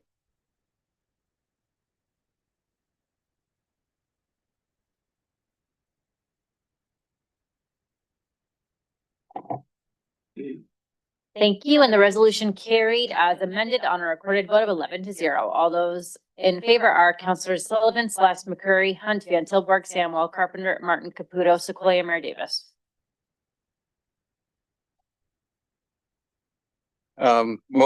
Resolution 8.2, Councillor McCurry, you could state your seconder, read your resolution. Chair, thank you. The seconder is Councillor Martin. Resolution reads as follows. Whereas the corporation of the city of Brantford engages in the acquisition and disposition of real estate, and whereas from time to time, the council of the corporation of the city of Brantford conducts reviews of policies and practices to ensure effective and efficient delivery of services, now therefore be it resolved that staff be directed to undertake a review of corporate policy 42, namely acquisition and disposition of interest in lands policy, and the staff be directed to present amendments and recommendations to this policy by the end of this year, with consideration being given to A, restrictions on members of council, proponents, and third parties respecting negotiation and lobbying around the acquisition and disposition of real estate. B, practices respecting unsolicited offers to acquire or dispose of city lands. C, clarification on the roles of council and staff related to the conduct of real estate transactions. And lastly, any other matters identified by staff to update and modernize this policy. We have very strict rules around procurements, which make it quite clear to proponents that they are not to lobby members of council and they are not to lobby senior members of staff. We also have clearly defined roles for municipal staff with respect to the procurement of services and products. We do not currently have that sort of robust control over participation and difference with respect to roles and responsibilities of councillors and staff with respect to the disposition of properties in general. I would hope that everybody tonight will support this. This will better define the roles for those of us in this building, in this room. It will further uphold our integrity in the process. And I hope that the outcome will be that these types of activities will come to be completely restricted to our trained and professional staff, leaving council to do what we do best, which is governance. Thank you. Thank you, Counselor McCurry. Counselor Caputo? Thank you, Mr. Chair. Just try and get some clarity on this. Is this taking away having a developer give either myself or Councilor Sluss a call about a piece of property in their area, and then we bring this forward to real estate and maybe have a sit-down meeting with the real estate department and ACDev? Is that being taken away with this motion, or is it still in play? I don't know who to ask that question to.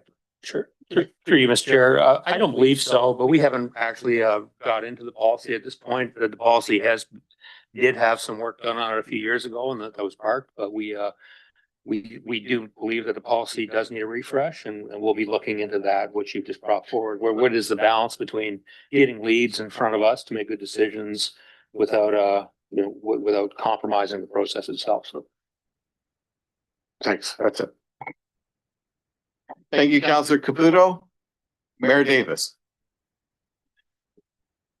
Thank you, Mr. Chair. Again, more thanks going out to Councilor McCrew for bringing this forward.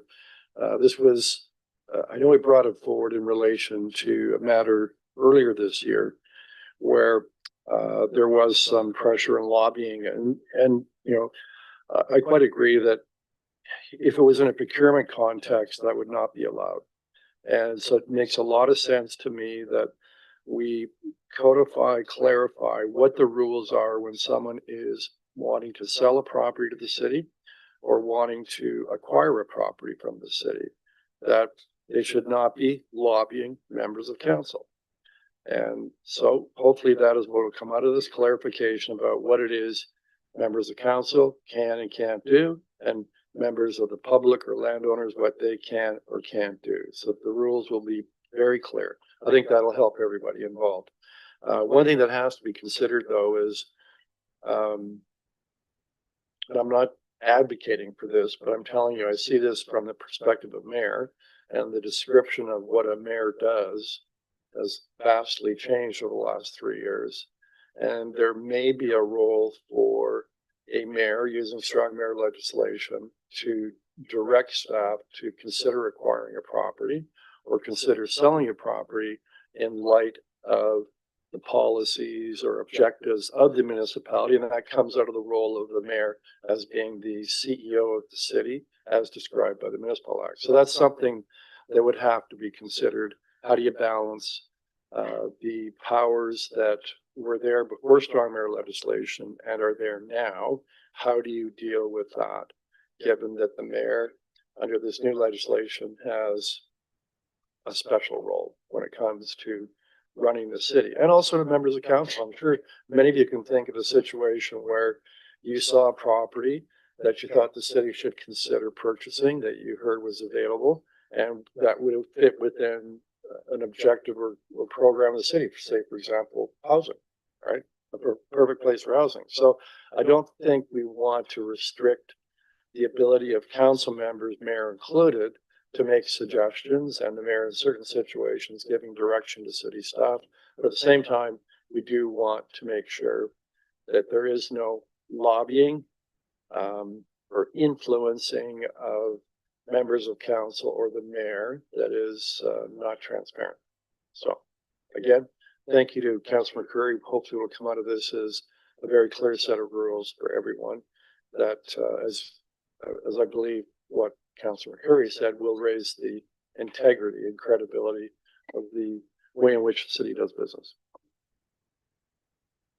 Thank you, Mayor Davis. Councilor Carpenter. Yeah, I applaud Councilor Perry for bringing this forward. It's been needed for some time.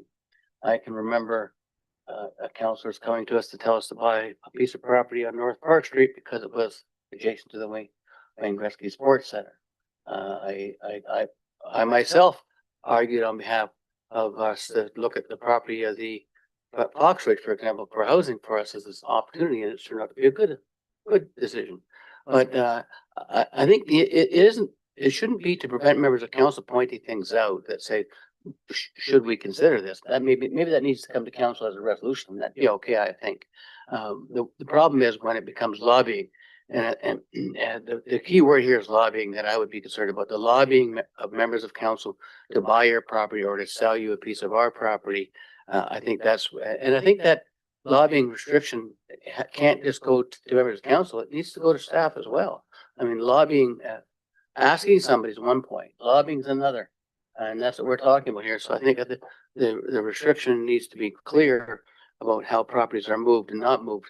It seems that we got everything for sale all of a sudden in the city of Brantford over the last 8 years. And I think there's been, there may have been some lobbying there, I'm not sure. But having it clear will give the public a little more confidence in the city of Brantford, how we do business. So I think having a policy in place to update, policy's long needed to be updated. It's been a long time. In fact, I think the last time it was updated was Councilman McCreary and I that were on that committee, if I recall. And that was quite a while ago, over a decade ago anyways. So it's long needed to be updated, especially in today's world. But I don't want it to restrict us, as the mayor said, from if we see opportunity that was good for the community. You know, whether we say, well, there's a good location possibly for a GO train service in the future, you know, that's not lobbying. That's mentioning it to staff. But staff, if you want to bring it forward as a resolution to council, that's another matter. But we need to have a process in place so it can come forward that's open and transparent. Doesn't restrict us from doing it, but it needs to be open and transparent. I mean, if I can think of a piece of property that we bought on the trail system, I didn't bring it to council, someone else did, but that was not, was it a good thing to do? I think it was. But how that come about? So what we don't want to have is that public, and they're saying we just got to call the counselor and then I'll be on the list. We need a process that's clear and transparent. I think staff can do that. Thank you. Thank you, Councillor Carpenter. Seeing no further speakers, let's call the vote.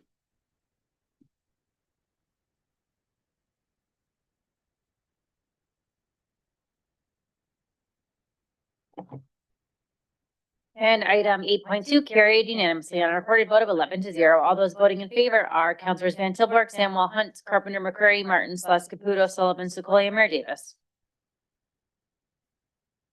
8.3, Councillor Samwell. Thank you. Moved by myself and seconded by Councillor McCreary, addressing the impacts of vacant and derelict buildings and properties. Whereas buildings and properties within the city become vacant for a variety of reasons, and whereas vacant and derelict buildings and properties can negatively impact neighborhood character, atmosphere, and whereas vacant and derelict buildings and properties can create a risk to the health and safety of the city's residents, as well as emergency services and other responders who have addressed complaints stemming from vacant properties, and whereas numerous complaints are fielded every week by the city of Brantford with respect to vacant and derelict buildings and properties throughout the city, whereas the rate of complaints received or emergency service calls at times burden the city's resources, whereas long-term vacancy and property neglect also contribute to reduced housing availability, displacement of tenants, deterioration of neighborhoods, and increased real estate speculation. Now, therefore, it be resolved that the staff be directed to review the following documents. Number 1, property standards bylaw. Number 2, vacant buildings bylaw and registry. 3, demolition control bylaw 156-2019.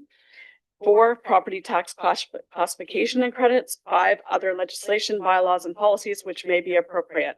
And B, that staff be directed to report back to council by the end of the first quarter 2026 with respect to the intent and function of the above noted bylaws or legislation and policies as applicable, the effectiveness of said bylaws, legislation, and or policy on reducing the vacancy and dereliction of buildings and properties in the city of Brantford.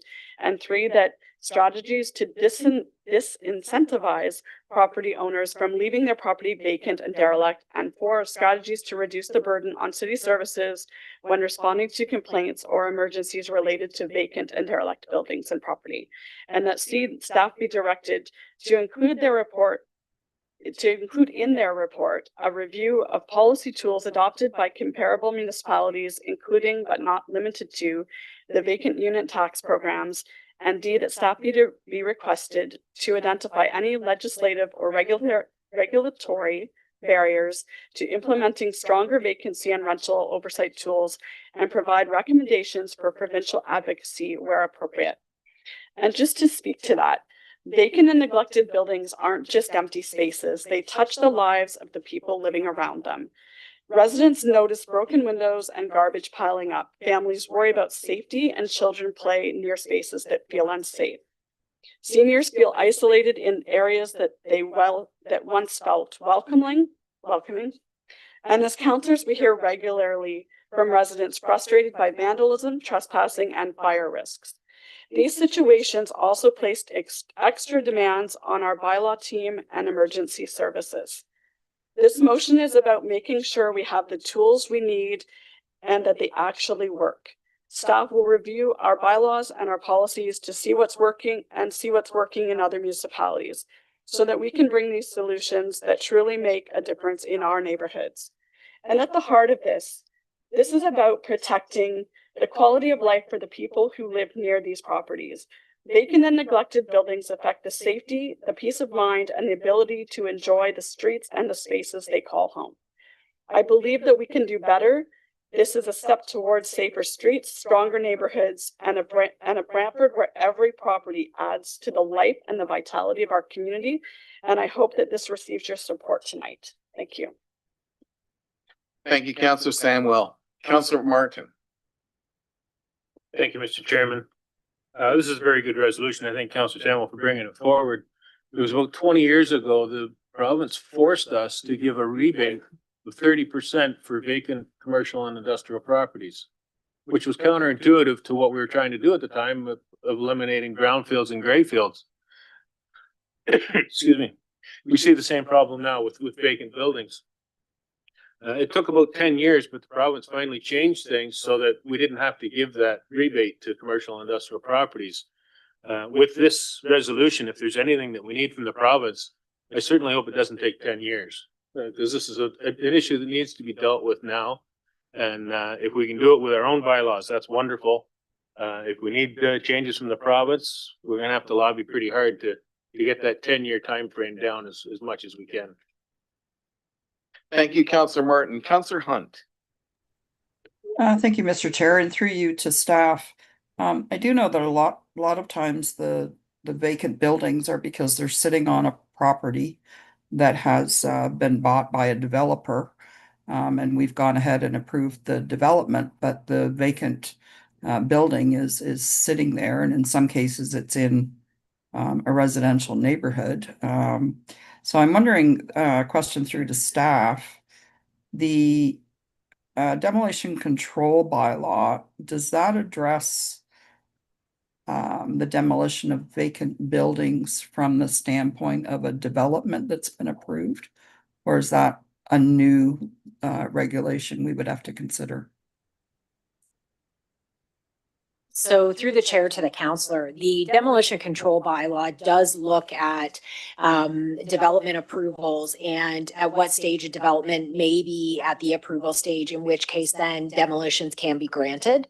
I think one of the challenges, or what we want to review as part of this review of these bylaws, is typically we allow for the demolition to occur at the site plan stage, but there isn't anything that requires the demolition. And so I think what we're looking at is just a fulsome review of our property standards bylaws, our demolition control bylaws, as well as our vacant and derelict building bylaw, so that we can ensure that these things are not working against each other, but that they're working towards the goal of balancing, safety and safety with also not wanting to see a slew of vacant lots, right? And so we're looking at that balance and making sure that these bylaws really do work for the city as we've evolved and how this issue has evolved.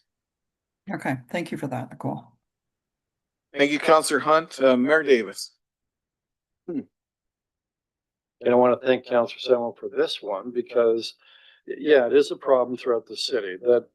That's not to say that there is nothing happening right now in respect to how the city manages vacant and derelict properties. I can tell you that I believe there's probably 70 or 80 in the city. city staff keep track of the number of derelict vacant properties. It's sometimes hard to have an exact number. And the difficulty is you have a derelict property, and if the property owner makes sure that the property is fully secured, windows are boarded up, there's no way of entering the property, there's very little that the city can do unless it becomes a very serious health hazard, and then the public health unit might be able to get involved. Or if it's a very serious fire hazard, then our fire chief has the statutory authority to order demolition. But those are pretty rare circumstances. And so I know when I've talked to staff about this, I've said it in respect to certain properties that are clearly derelict and well past the ability to rehabilitate them. Why don't we encourage the landowner and to demolish the property, maybe giving them a break on the demolition fee, maybe emphasizing the fact that the amount of taxes they pay will go down when it's a vacant property, that they'll be paying a lot less in insurance because having a vacant property is less of an insurable risk than a derelict building. And kind of the reaction I got was, well, no, we don't do that. We, at the city, we try and prevent demolitions. I kind of turned a light bulb on. That's true because there have been various councils concerned about properties that have historical merit being demolished unnecessarily. But I think in having a series of bylaws and policies that really slow down and restrict the ability of property owners to demolish, I think the problem is we've made it more difficult for those who should be demolishing their property, their vacant building, and demolishing it quickly, because having a vacant lot in some situations is much better for us in the neighborhood than having a derelict property that can attract vagrants, rodents, be a fire hazard, impacting property values. So I'm hoping that we'll take a look at that as well, how we might actually incentivize demolitions in appropriate situations. Thank you, Mayor Davis. Councillor Sluss. Thank you, Mr. Chair. Through you to probably Nicole. Nicole, do we have the ability or the legal authority to, I guess, to pick the picture? We've approved a lot of zoning changes to allow, in a lot of cases, apartment buildings to be built, and they assemble property. They tear down what's on the property and build the building. But we have a number of them where we've given the approval to do it, and then the buildings sit there, as the mayor says, derelict and a blight on the neighborhoods. Do we have the ability to put time restraints on how long that rezoning is in place? Can we give them a 2-year or a 3-year window to demolish and start the process of building? Through the chair to the counselor, no, we don't. Under the Planning Act, there are no limitations with respect to zoning. There are with respect to draft plan of subdivision, draft plan approvals. But with typical rezonings, no, there isn't. And I think that speaks to the mayor's point, is that we need to look at a series of incentives in some cases, but penalties in others. And I think that that's part of the review, is ensuring that our bylaws are working to complement each other and to achieve redevelopment of these sites, not hindering demolition where it is appropriate, but not necessarily encouraging it either. And I think that that's where that fine balance is going to come into play. And that's part of the review and part of the focus of what we'll be looking at. Okay. Is there anything that we can legally do to prevent the situation that I'm describing to you? Are there any tools that we currently don't use that we potentially could if we chose to? That is part of our review process, and that's what we're looking at. So this issue is, many municipalities have a demolition control bylaw. We've often had discussions in chambers around the protection of the residential unit. I think that there was a time and a place where these bylaws made sense. I think it's now time that we review them, given the current state that we're dealing with. I think it's time that we review them. There's not necessarily anything on the planning side, but that doesn't mean that there isn't anything on the enforcement side or the penalty side or even the incentive side as well. So all of those factors we'll be considering. Good, thank you. Thank you, Councillor Celeste. Councillor Carpenter. Thank you. Currently, we have If you board up the building, as the mayor said, make it safe, there's nothing we can do. Well, we do charge a monthly fee for that board up building, but it's so small, it makes no difference, only $100 a month. Maybe we should make that fee $1,000 a month or $2,000 a month. And they won't leave that building boarded up. And I haven't met too many of the boarded up buildings in our city that didn't catch fire and didn't put our firefighters at risk. But I've seen it happen. The only one I can think of is West Street, the lower end of West Street, by the way, was the only one that I think that was boarded up that I know of that didn't catch fire. The boarded up building invites vagrants, people that are homeless, to use the building. And then it's cold in the wintertime and they light a fire, and next thing you know, we have a fire. So I think there's ways that we can deal with that, but there's another issue that's missing altogether. And that's the vacant properties, period. We have a number of vacant properties along Coburn Street, on Stanley Street. It used to be gas stations. But the owners of the gas station probably wasn't worth cleaning up with the cost of the fuel that was there. And yet that same gas station chain gets a zoning application for another gas station in another part of the city. I think that we'd like to tighten that rein up a little bit. But these properties are vacant. You drive down Coburn Street, you'll see 3 or 4 of them. So these vacant properties are also a problem. So I think we could charge for vacant property as well. So this resolution is a good one to see what we can do. Whatever we think we would like to do, we can ask the provincial government or MPP Will Boma to lobby on behalf of us to do this as well. So when the report comes back, I look forward to seeing all the options to get the work done. Thank you. Thank you, Councillor Carpenter. Any further speakers? Councillor McCreary. Chair, thank you very much. I readily agreed to second this when Councillor Samwell made that request. I think this is, we did this a number of years ago. We had this discussion around vacant properties, and I think it's important to have a second look at it during this term of council. You see the collision here of private property rights, the right of owners to do what they wish with their properties versus what's good for the rest of us.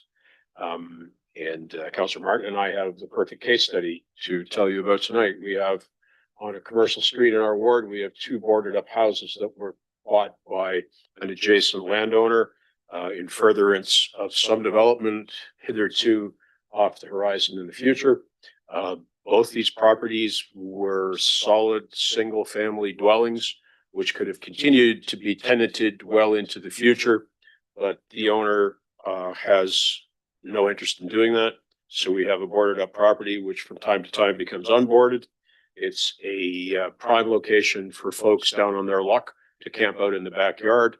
And while we're there, why don't we just steal stuff from the business next door to help us get by? And that's been going on now for quite some time. Our folks in bylaw do the best they can, but we don't necessarily have all the tools that would permit us to take the course of action that might lead to a solution to some of these cases. Demolition control bylaws was mentioned earlier, was intended at a point in time when we were concerned about preserving the housing stock. And I don't know that that's become any less important now in terms of what we can do to begin to resolve of our own accounts some of the shortages of housing in our community and elsewhere. So as I said, I think this is an ideal time to do this. And I hope that we can see some positive results come out of this. And as was mentioned earlier, we certainly have good representatives at the federal and provincial level who can act on our behalf to begin to perhaps make some changes beneficial to our community while still respecting, the rights of private property owners. Thank you, Councillor McCreary. Any further first-time speakers? Seeing none, I got a few things to say on this myself. It's been mentioned before, but it needs to be mentioned again and re-mentioned and re-mentioned and re-mentioned. Numerous times, people are renting or living in a property, and that property then gets sold and purchased, and the purchaser is a developer. Sometimes these are great first starter homes for people. Sometimes they're the most affordable rents in the community. And that property will be purchased, and there will be a grand plan to build, be it a fourplex, an apartment building, or whatever that may be. And what happens is the tenants will be evicted. The property owner may apply for a demolition permit. Sometimes they do. And then they're speculating. And nothing happens. And we lose that valuable housing stock that had been taking care of many people within the community, and housing's not being built. And that happens over and over again. I've seen it far too many times. I have to commend Councillor Samwell and her seconder, Councillor McCreary, on this resolution in a whole. But this one section really bothers me. It bothers me to see people trying to get by, then evicted, then having to go and find a place that doesn't exist because the vacancy rates are too low.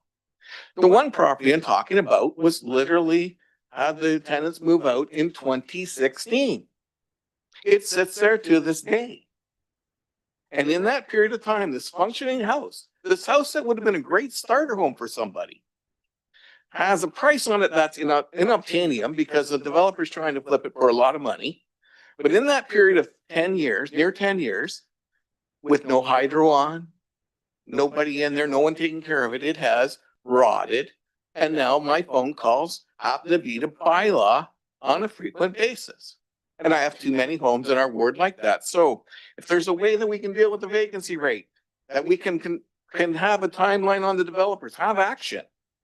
We do want to see the housing stock built, but I don't want to see the housing stock gone and people getting by put out on the street, because that is literally what happened in that big housing boom just a few years ago, where many properties were purchased, many plans were endeavored, and we're only about halfway there through them, and the other half are sitting there as a plan to be done sometime in the future.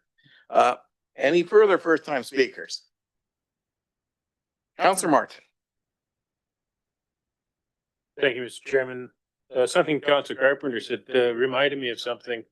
Back when I was working at the fire department, we were having a discussion about vacant buildings, and we were talking about the rule of 8, which includes a primary search and a secondary search, but by a different crew, to see if there's any occupants in the building. And the rookie said, well, we don't need to worry about the searches. It's a vacant building. There's nobody there. And I said, well, how do you think the fire started? There's likely somebody there who isn't supposed to be. And we still have to do the search and pull them out, even though they're not supposed to be there. It is a life that we are obligated to do our best to save. And it's something that, unfortunately, people who break into these vacant buildings, if it's cold outside, they'll start a fire to keep warm, but they won't necessarily start the fire in a fireplace. They'll start it in the corner of a room. And next thing you know, the room gets going, and they, if they can, they get out of the building, and someone calls the fire department. So we see first responders endangered, firefighters and police officers. And if someone gets trapped in the building and get pulled out, then you get paramedics responding to a call that they otherwise would not have. So the more we can do to deal with vacant and derelict buildings, the better off our city is, the better off our first responders are.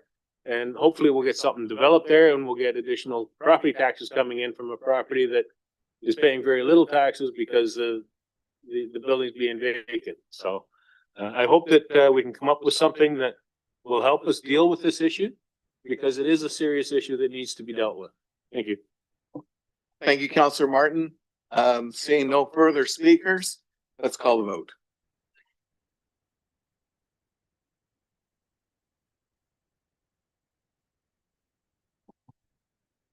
And item 8.3 carried unanimously on a recorded vote of 11-0. All those voting in favor are Mayor Davis, Councillor Secoli, Sullivan, Caputo, Celeste, Martin, McCreary, Carpenter, Hunt, Samwell, and Van Tilburg. 8.4, Councillor Sullivan, this is yours. Thank you, Mr. Chair. Moved by myself, seconded by Councillor Secoli, recognizing Terry Fox. Whereas Terry Fox's journey to run across Canada came through Brantford on July 15th, 1980. And whereas Terry Fox entered through the east end of the city, heading westbound along Colbert Street, Dalhousie Street, and Brant Ave. And whereas Brantford was slightly off course, Terry Fox was hosted at the Holiday Inn for a reception and presentation in the city, and continued his journey the next day. And whereas Terry Fox, who lost his leg to osteosarcoma, ran with a prosthetic leg covering 5,373 kilometers before cancer returned. Whereas Terry Fox died on June 28, 1981 at the age of 22, less than a year after being forced to end his run. And whereas Terry Fox's last words were, "If I don't make it, the marathon of hope must continue." And whereas Terry Fox's mission has been carried forward through the annual Terry Fox Run Marathon of Hope and has raised over $950 million to date and continues to raise funds and awareness for cancer research worldwide. And whereas on October 16, 2024, the Government of Canada announced that the Terry Fox would be featured on the new $5 note. And whereas public art and celebration, history, people, and events locations that make our community unique. And whereas the city of Brantford recognizes the significant sacrifice and passion of Terry Fox's mission.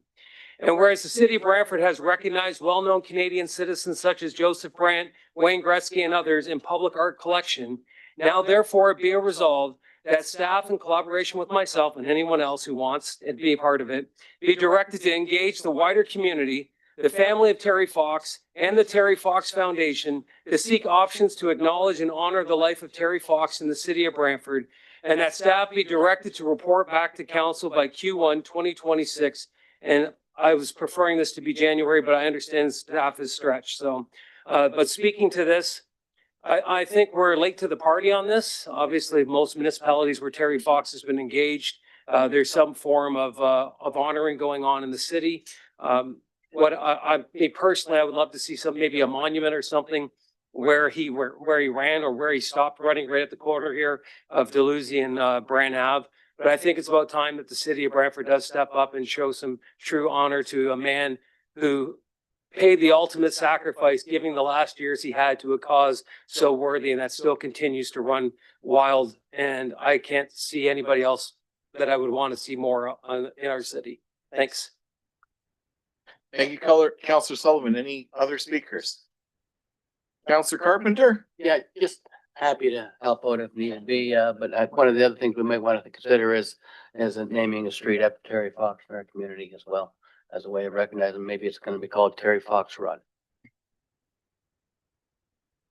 Thank you, Councillor Carpenter. Mayor Davis? You've got a real eagle eye there, Mr. Chair, doing a great job catching. I know how far away that chair is very well. But I wanted to thank Councillor Sullivan on this one, because I mean, there are some of us around this table who are about the same age as Terry Fox would be if he had lived, and were present during the run when he came through Brantford. And there are some really great memories of when he came through Brantford. One in particular, there's some interesting photographs where there's an official function and that he was given the mayor's chain to wear as part of the official function, which frankly, I can't remember when that's ever happened, but that was the nature of the respect that the community and the elected officials had for him when he came through town. There's some great pictures of that. So I know that my office has some memorabilia that be happy to help out. Thank you, Mayor Davis.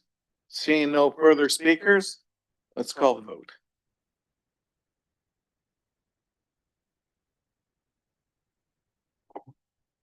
And item 8.4 carried unanimously on a recorded vote of 11-0. All those voting in favor are Councillors Van Tilburg, Samuel, Hunt, Carpenter, McCurry, Martin, Sless, Caputo, Sullivan, Secolia, Mayor Davis.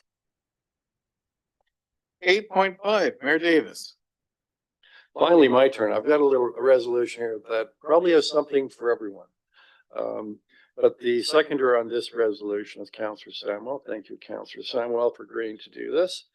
So this is the support for restore order and calling for coordinated action on homelessness, public safety, and dignity. Whereas the city of Brantford recognizes that homeless encampments, mental health crisis, and substance use disorders are complex, systemic challenges that require compassionate, comprehensive, and coordinated responses from municipal, provincial, and federal governments. And whereas encampments in urban areas can pose risks to public health, safety, sanitation, and environmental integrity, and constrain municipal infrastructure and services. And whereas municipalities often lack sufficient financial, legislative, and program resources to fully manage and respond to large-scale encampments and maintained and sustainable manner. And whereas the restoreorder.ca petition and associated campaign proposes that the Government of Canada and provincial governments allocate additional funding, clarify municipal powers, and enact legal and policy reforms to restore safety, order, and dignity in communities. And whereas City of Brantford desires to express its support for the goals of restoreorder.ca and urge higher levels of government to partner with municipalities in addressing the intertwined issues of homelessness, public safety, and service provision. Now, therefore, be it resolved. A, City of Brantford endorses the goals of restoreorder.ca, including calls for A, immediate additional funding from provincial and federal governments to expand shelter capacity, supportive housing, transitional housing, treatment hubs, mental health and addiction services. B, legislative review and reform to grant municipalities clearer authority when necessary to manage or remove encampments that pose health or safety risks while ensuring that individuals affected are offered safe alternatives. C, the development and implementation of a compassionate intervention framework that balances public safety with dignity, rights, and human needs of persons experiencing homelessness. D, amendments or review of relevant legislation, Mental Health Care Act, Healthcare Consent Act to enhance community-based treatment options, coordination, and support for integrated care. E, reforms to bail, sentencing, and criminal justice policies to prevent repeat offender activity that burdens public safety and municipal resources. F, enhanced multi-level governance coordination, municipal, provincial, federal, with clearly defined roles, responsibility, and funding flows among law enforcement, public health, social services, housing, and NGOs. G, a comprehensive audit, review, and public reporting of existing homelessness, encampment, social services, funding, outcomes achieved, and remaining gaps. B, the City of Brantford calls upon the Government of Ontario and the Government of Canada to respond to this resolution by adopting or supporting the policy, legislative, and funding measures outlined above. C, City of Brantford calls upon members of provincial parliament and members of parliament to bring these concerns and proposals forward in the legislative work at Queen's Park and in Ottawa. D, the City of Brantford requests the province and the federal government to engage with municipalities, including Brantford, in planning, designing, and delivering programs to address homeless encampments and social supports. And E, that a copy of this resolution be forwarded to the Premier of Ontario, Ontario Ministry responsible for housing, health, social services, and public safety, the Prime Minister of Canada, federal ministers, Brantford Brant Member of Parliament, Larry Brock, and the Mayor of Barrie, Alex Nuttall. So I can, take my first speaking opportunity, if you wouldn't mind. I go first. All right. So this ended with the reference to Mayor Barrie, Alex Nuttall. That, in fact, is where this resolution comes from and where restoreorder.ca began. And you may recall that the City of Barrie, about a month or two ago, had to declare a state of emergency because they had, I think it was close to 60 or 70 encampments, several of which were just totally out of control, where there was actually a murder and a dismemberment, where there were crime waves emanating from these encampments, where there was a serious impact on property values of surrounding neighborhoods and homes, and whereas even water courses were being polluted to the point that public health had to be involved. And so they declared a state of emergency, and this restoreorder.ca is something that came out of that. And their situation a bit different, well, not a lot different than ours, because they are a tier 1 municipality. They have a county that surrounds them, and the county and the City of Barrie do joint social services, although in their case, social services are embedded into the county. And thus, they do not have the kind of housing options that we have in our community, nor do they have the encampment protocol that we have in our community, although that's changing. But the core of this resolution is this. People think that somehow cities have the ability to solve the problem that they see on the streets, thinking it's just a homeless problem and build some houses. Well, we of course know that's not true. We heard last week at the social services meeting that of the people that are living on the street, 70% of them have severe addiction or mental health issues. The kinds of issues that you cannot treat through supportive housing or day treatment. Some of the psychiatric issues that you see people on the street having can only be addressed through residential care. I'm talking about psychosis. The issue of addiction has become so severe that previously it was thought that those who might have a fentanyl problem or a heroin problem before that could recover with rehab and resume a functioning life.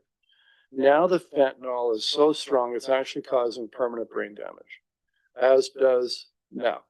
And in some ways, there is really no effective way to treat those people. So they're experiencing that in Barrie, and we're experiencing it here in Brantford. There's pretty much every municipality in Ontario and across the country is experiencing it.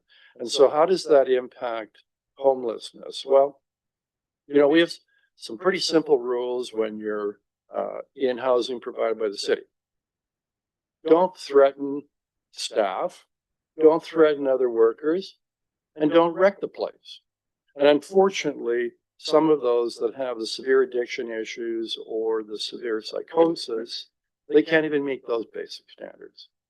And so for us, the city, to be able to deal with that, with the limited resources we have, it's pretty nigh impossible. And that's where we need the help of the federal and provincial governments. They have the resources, they have the tools, they have the systems that can help people that have these serious issues. Unfortunately, we're not seeing the kind of, I think, coordinated effort that we'd like to see in this country, with federal and provincial and municipal governments all pulling in the same direction. Mayor Davis, you ran out of time. Would you like I ran to out go? of time. Well, put me back in the second. I'll put you back, Councillor Sam. Okay. Thank you. Through you, Mr. Chair.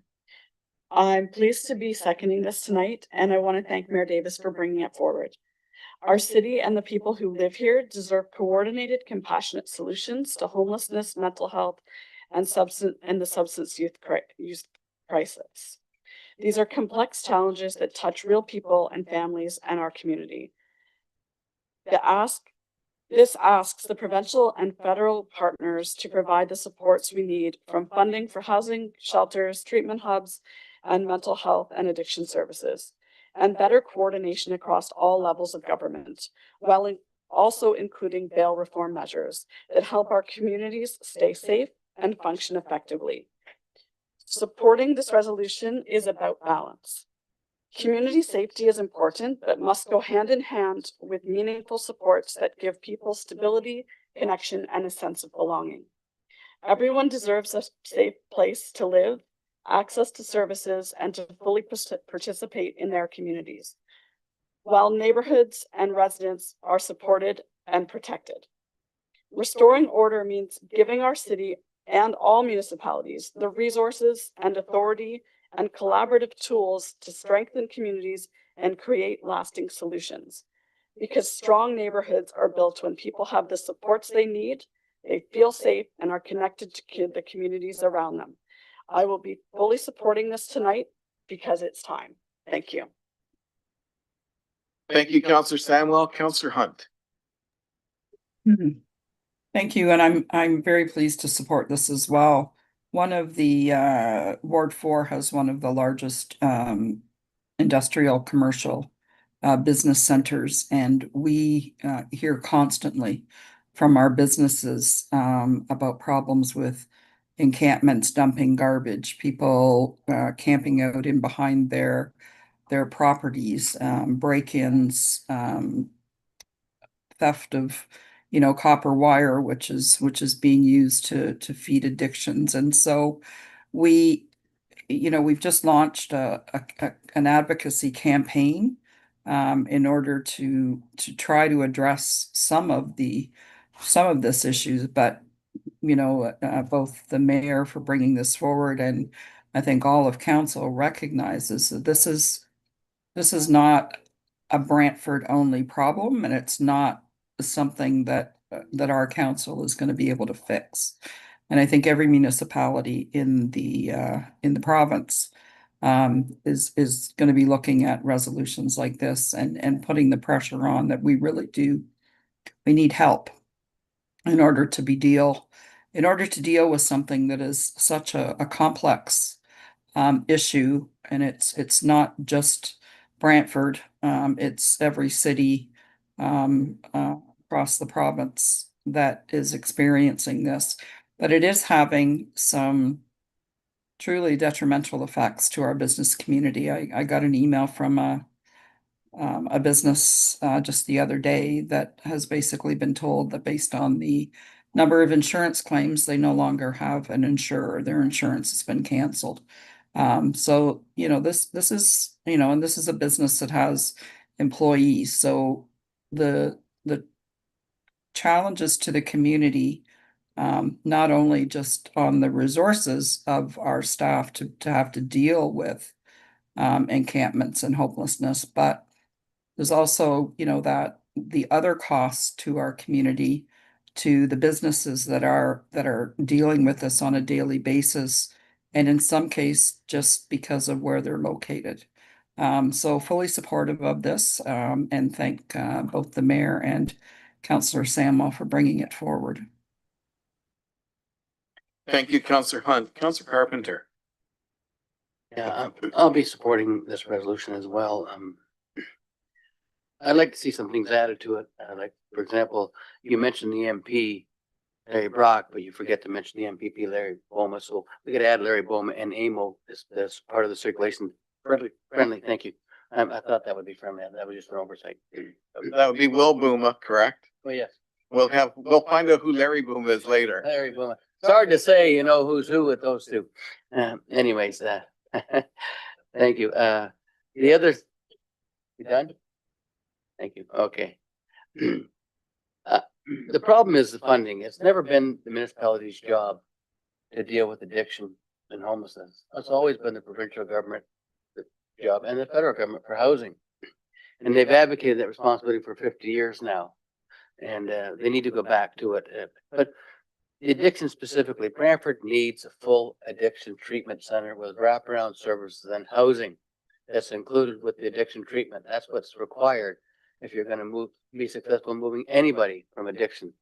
And as the mayor said, some of the drugs you can't ever get off, or you can never recover from. But wherever you go at that point, there need to be something. It's going to cost us regardless. It's costing us in our hospitals, costing us in our police department. You see it in the budgets. It's costing us at the hospital and our ambulance services. So we're spending money because we're dealing with issues that are really the province's responsibility and the federal government's responsibility. So I'm glad you've included both of them in this resolution, but they need to step. In fact, I think the provincial government has actually been cutting funding for our social services. And that's what we've heard of the last social service that we've received. We've seen funding go down. And in fact, funding needs to go up. So the province and the federal government both need to step up here. It's not just a problem in Ontario. It's not just a problem in Canada. It's North America wide. So because the drug addiction and the opioid abuse that happened has not been treated. There hasn't been a full force treatment programs across the country or across North America for that matter. I think maybe some of them think that this is just a lost generation. You just ignore them and they'll go away, or they're not in my neighborhood. And I guess if you're at Queen's Park, there's a good chance they're not in your neighborhood.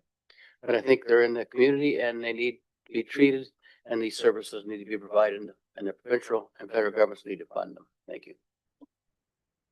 Thank you, Councillor Carpenter. Councillor McCreary. Chair, thank you very much. And I'll reiterate compliment received by yourself. Well done tonight, sir. I would like to congratulate His Worship the Mayor on this item. I believe the mayor has concisely solved the problem in 800 words. Now, if only the senior levels of government will heed that request, everything that we need is in here. It's the solution.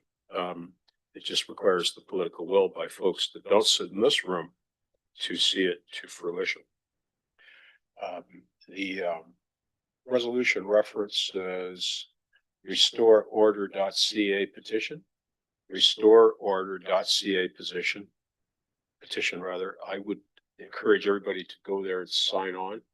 When I signed on today, it only had 700 signatures. By tonight, I suspect it should have at least 710. And it's a significant endeavor, and I think it bears everybody taking a minute or two out of their day to simply go there and show your support. So again, kudos to the mayor. If only he were in charge of everything. Thank you, Councillor McCreary. Councillor Caputo. Thank you, Mr. Chair, and you've done an absolutely phenomenal job tonight. Just wanted to point that out. Thank you, Mr. Mayor, for bringing this forward. And I think you and I have, over the last few years, had conversations about this quite often. You know, I think as a group of councillors, as a city, I think we've actually do a very good job in trying to deal with the situation at hand. You know, whenever a situation is brought forward to us, we do everything we possibly can to get the individual's help. And certainly a great deal of credit of that goes to Mary and her team and how we handle and how we positioned ourselves as a city. Although I don't want to say we are better than other cities, because that's really not a championship banner I want to hoist. But I think that we do things a lot different and a lot better, and hence we really haven't had to worry about encampments. But these individuals certainly need help. And whenever I get asked the question what we're doing about it, I always sit back and say what we have been doing and what we're about to do. But you know what I haven't heard? I haven't read, I haven't seen it on TV, I haven't seen it in ads, I haven't seen it in anything. What does our federal and provincial government actually do about anything? Okay, this is a federal and provincial issue. Our job as a city is to maintain our city and looking after the individuals who live here, for roads, for entertainment, for businesses, for growth, development, for making sure that people's value of their taxes are going what they're doing. We don't collect the tax that the federal government does for at the rate we can't collect it at. So yet I don't hear anything coming from anywhere, from either the premier and or the prime minister. And if you go down to Ottawa, Parliament Hill, if you want to see what homelessness looks like, they're right there on the doorstep in Ottawa. Yet we don't have those conversations. And it's a shame, because what's asked of us to be able to get these individuals the help they need, and some are, you know, might require something very small and simple, but some are in some very, very delicate and highly volatile situations that fortunately we don't have the ability to take care of. So I call out the federal and provincial government to do what they're supposed to be doing, and that is to look after the people and to protect them and keep them safe. And as we do it here, they need to be doing it on a bigger scale. So thank you, Mr. Mayor, for bringing it forward. And I appreciate what every member on this council board has done in order to keep this moving forward for us. Thank you, Councillor Caputo. Councillor Sicoli. Yes, thank you. Despite what some people might think, you know, our staff are out there. They are speaking to people who are without homes. They're offering supports, they're offering shelters, and we have encampments because there are people who are not taking us up on our offers for support, which leads to why aren't they taking us up for our offers, on our offers of support. And I believe in something that's included in here that really hasn't been touched on tonight, is because it's really hard to make the right choices for yourself when you're under the influence, or when you're battling some severe mental health concerns. And one component here is the piece that speaks to a compassionate intervention framework. So this is something that I think we need to look at strongly as a province. It's very much the same as when someone is brought into the hospital because they had just attempted suicide. They're not allowed to make decisions for their own health in that moment. So I do believe that there's a place to look into this, and I know it's not the funnest topic to look into, but I don't think we are going to see real change until we start looking at how we can provide help in that way. So the solution here is not building sheds, it's building beds in rehab facilities, in mental health facilities. And at the risk of sounding like I'm not being compassionate, I want to express that this does come from a very compassionate place of allocating our resources appropriately to affect some real change at the end of the day. So thank you for bringing this forward, and I will be supporting it. Thank you, Councillor Sikoli. Any other first-time speakers? Seeing none, I know the mayor's just itching to speak. But before he does, I've got a few words of my own. And, I do want to thank the mayor. I believe it was, he just got elected and, pretty soon, very quickly in 2018, we found ourselves dealing with problems that this community really hadn't seen before, and certainly not to the degree that they were coming up on us. And it seemed like each and every week it was increasing exponentially. And it was a problem. And as you wonder, why is it that municipal counselors, part-time municipal counselors are getting called on all these social problems, these very hard social problems? And why is there so many? And why is it that in the previous decades, those calls were probably very few and far between? And yet now they've become daily, and they were coming from the residents of the communities. They were calling from the businesses, and they were calling from every damn person that gave a shit and cared. Everyone was calling for the same reasons. Pardon my language. I'll have to strike that. But you have to understand, is that as we looked into it, I think it became apparent that as a municipality, we're there with our hands, at least one arm behind our back, being held back. And that the other governments weren't stepping up and doing their due diligence, leaving it for the municipalities to handle. And that's no way to do things. We've kept on, and I got to say, I'm very proud of our social services teams, our encampment networks, of SOAR, all these, and any member of the community that's going out there and doing their part to help, because you are making a difference. And I think we're as a community, and while we get complaints, it's not as bad as it was before. And I believe we're punching somewhat above our weight, but my gosh, it's not enough. It's not enough. Federal government has been doing nothing, and it really needs to step up. I hope anyone that watches this starts to sign, sees it and says, yes, let's look at the resolution. Let's sign that petition. Let's call our MPs, all of the MPs, get that federal government alive and in action on this nationwide addiction crisis, this nationwide homeless crisis, because they're sure not treating it like a crisis. When I heard Councillor Caputo said, yeah, and they just walk around them and walk over them. Look, they're the ones that have the most power to deal with it. We're trying to do everything that we can. And so when I look at this and I think, oh man, provincial governments woke up a bit and they came up with the HEART funding, and there was some 30 communities that got the kickstart to that. We certainly should have been one of them. We absolutely should. And HEART funding is home addiction rehab and treatment. And I know we put in for it, and I know SOAR put in for it, and I know that we should have been there. We've made national headlines, something on a subject that we don't want to make national headlines on. We need every ounce of help that we can get. The provincial government needs to pull up its socks too.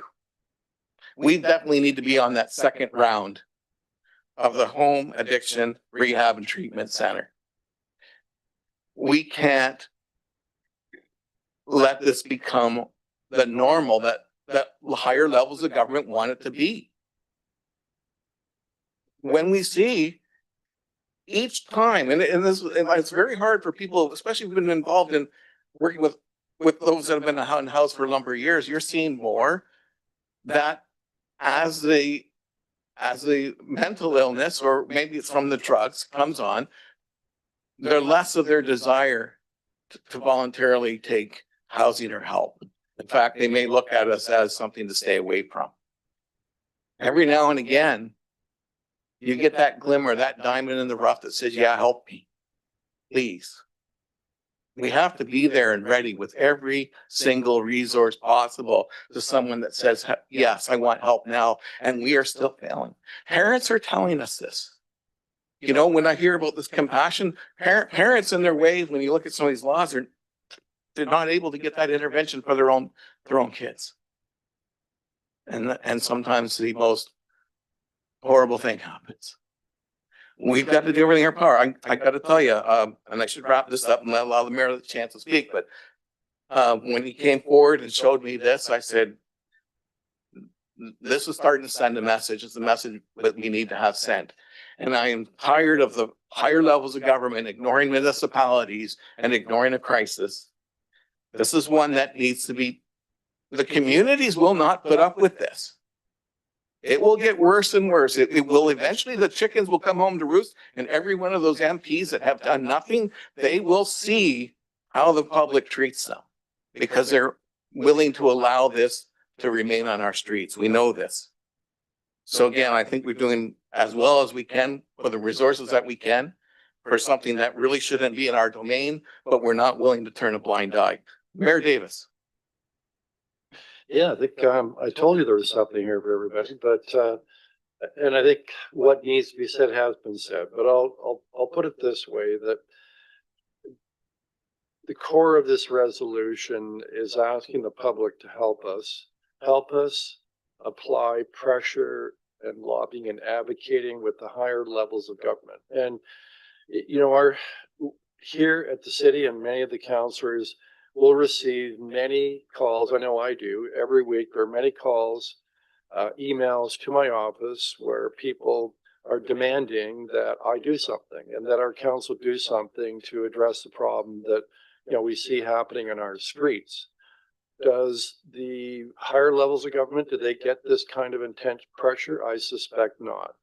And so when people are doing that with us, I mean, it has spurred me and all members of council to do whatever we possibly can to address the problem. But the further you go into understanding the problem, the more you realize that the levels of government that have the financial resources, the ability and the legislative authority to deal with the core issues effectively really aren't doing what they should be doing. And I think it's because to a large degree, the public holds us to account, but doesn't hold the higher levels of government to account. And that's what this campaign is about. It's about helping us put the pressure on the provincial and federal governments to do what? Well, one, to provide us with consistent funding for rent geared to income buildings that we build here in Brantford. Why is it one development we have 50% money from the federal and provincial government, and the next one, which was supportive housing, providing supports for people, it's 2%.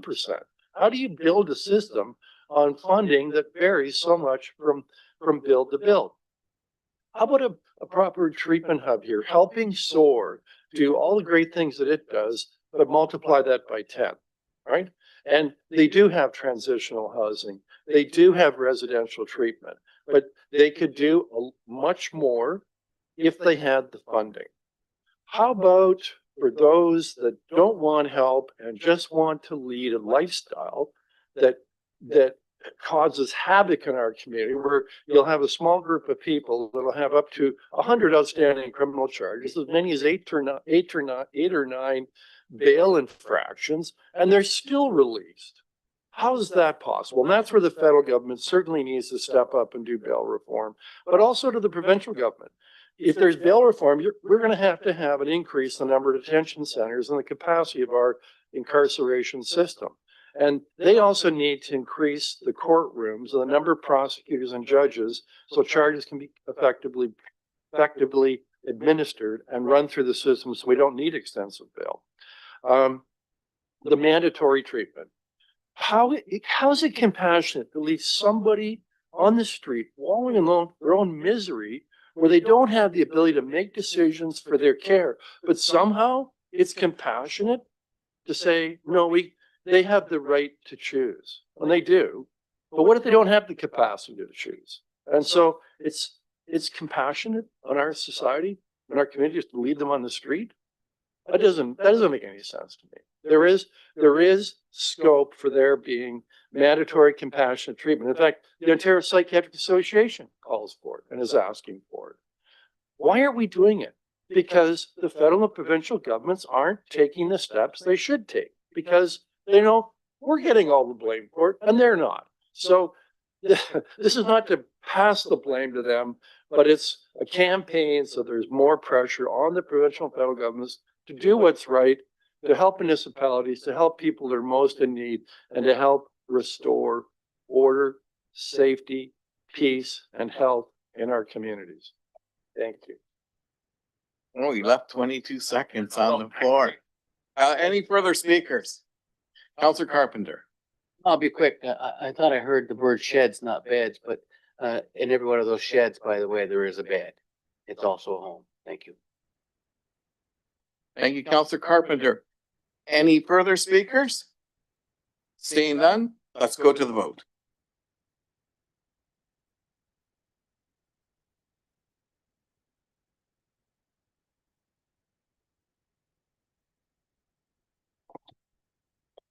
Item 8.5 carried unanimously on a recorded vote of 11-0. All those voting in favor are Councilors Van Tilburg, Samuel Hunt, Carpenter, McCurry, Martin, Slask, Caputo, Sullivan, Secoli, and Mayor Davis. I have a notice of motion. I'd like to waive the rules to consider as a resolution tonight. And I meaning me. So I'd ask Councilor Sullivan to take over the chair. Absolutely. Okay, Council Van Tilburg, please move your motion to waive the rules and state your seconder. Councilor Samuel is my seconder.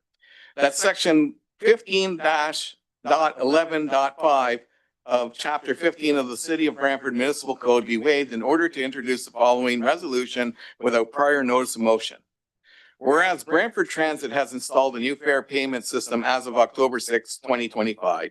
Whereas the new fare payment technology uses cash, including bills and coins, smart cards, Brantford Connect card, and an online Brantford Connect app for fare payment. And whereas passengers wishing to utilize a time transfer must use the Brantford Connect card or the Brantford Connect app.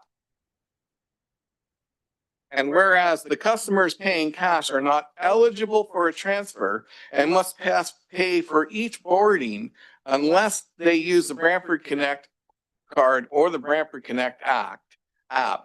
Therefore, be it resolved, city staff be directed to A, institute new transfers for customers wishing to pay by cash, including but not limited to 1, create and institute a paper transfer system to allow cash paying customers to transfer from bus to bus in the same fashion as the Brantford Connect card and Brantford app. And B, that the cost to be within the current transit operating budget. And C, that the paper transfers to be in place no later than November 1st, 2025. And the fact that it is November 1st, 2025, that's why this resolution would have to come before us now in order to meet that date. All right, is there any discussion on the waiving of the rules? Councilor Scoli.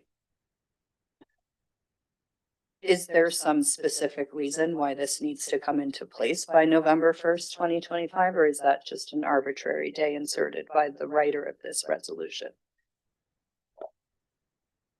Seeing nobody available to answer that, I won't be supporting this because I haven't really been. I'll answer that. Well, I don't know if we have by staff. back and forth discussion. Answered by staff, written, it was drafted by staff as November the 1st. I'll ask the chair to take control of the meeting because I'm pretty sure we don't have back and forth discussion. Very well. Thank you. So seeing that I'm not convinced that this is of an urgent nature, I won't be supporting the motion to waive the rules, but would look forward to a more wholesome discussion with the proper notice served to us councilors. Councilor McCurry. Chair, thank you very much.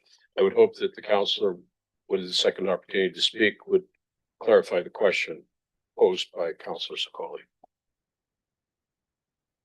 Any other discussion? Call the vote.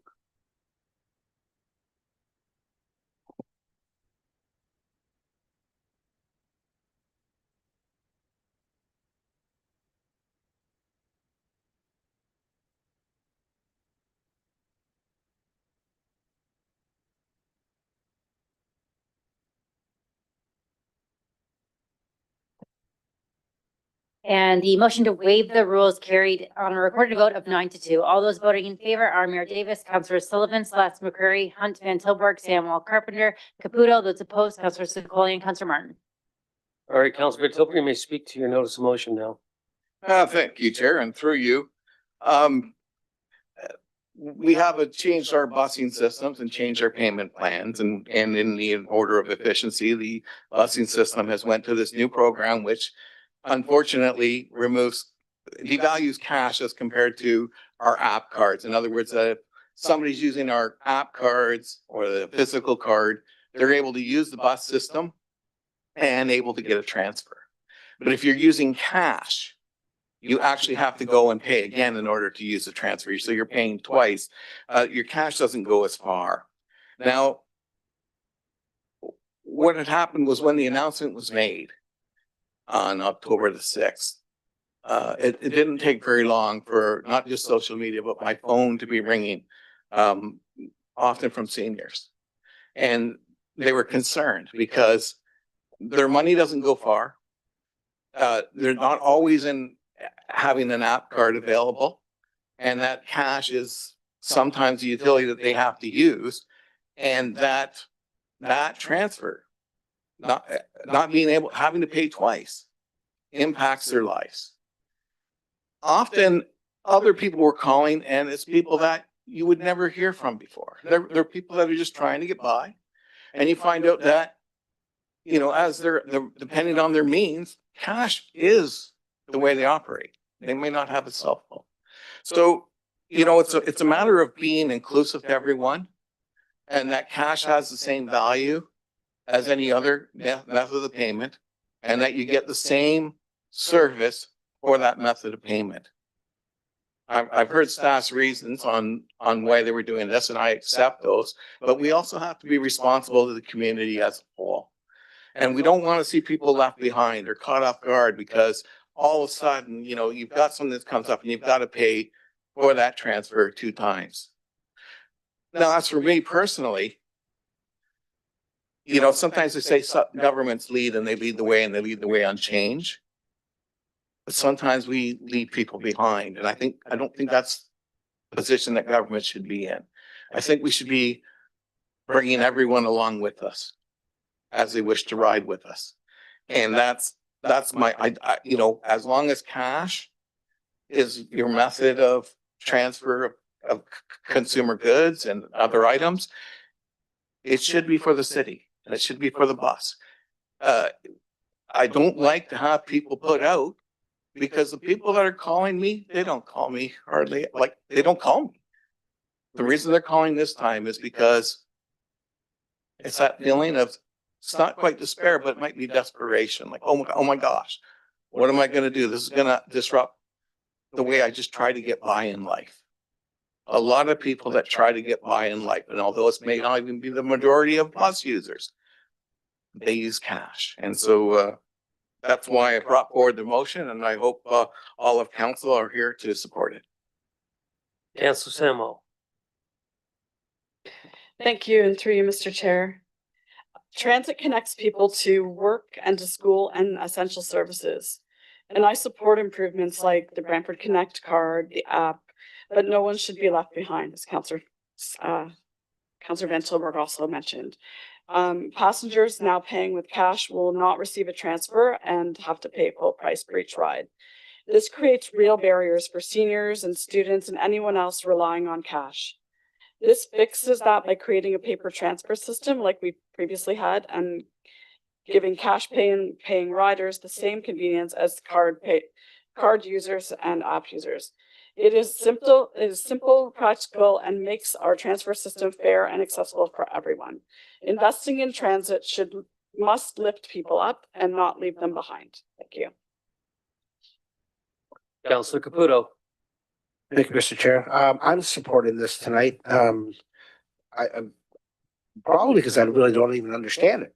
I can't wrap my head around the fact that if tomorrow I had to jump onto a bus, I don't have access to a pass. I haven't gone online, never done anything, but I'm going to take a bus. You're going to charge me twice instead of once like everyone else because I can't get a transfer. And remembering taking the bus 40 years ago, I remember putting cash into a box and then somebody ripping me off a transfer. So I'm hoping that's still the way we do things. You know, if I was somebody coming into Bradford, I took the GO train in and I was taking the bus someplace, I'd probably find it hard to believe why I can't get a transfer with cash. So I think it's something that we need to address and take a look at. So I'll be supporting this tonight. Mayor Davis. Yes. So the problem I have with this is, you know, there's no notice to staff. We don't have a staff report.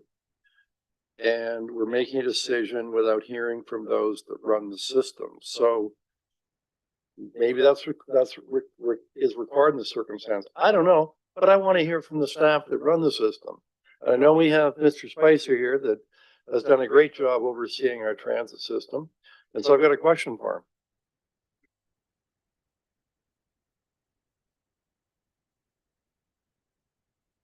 Mr. Spicer, what, as the person overseeing our transit system, what can you tell me about this resolution and what can we do to assist those that want to pay in cash, be able to transfer efficiently and seamlessly? Through you, Mr. Chair, and I will try to keep this as brief and succinct as possible.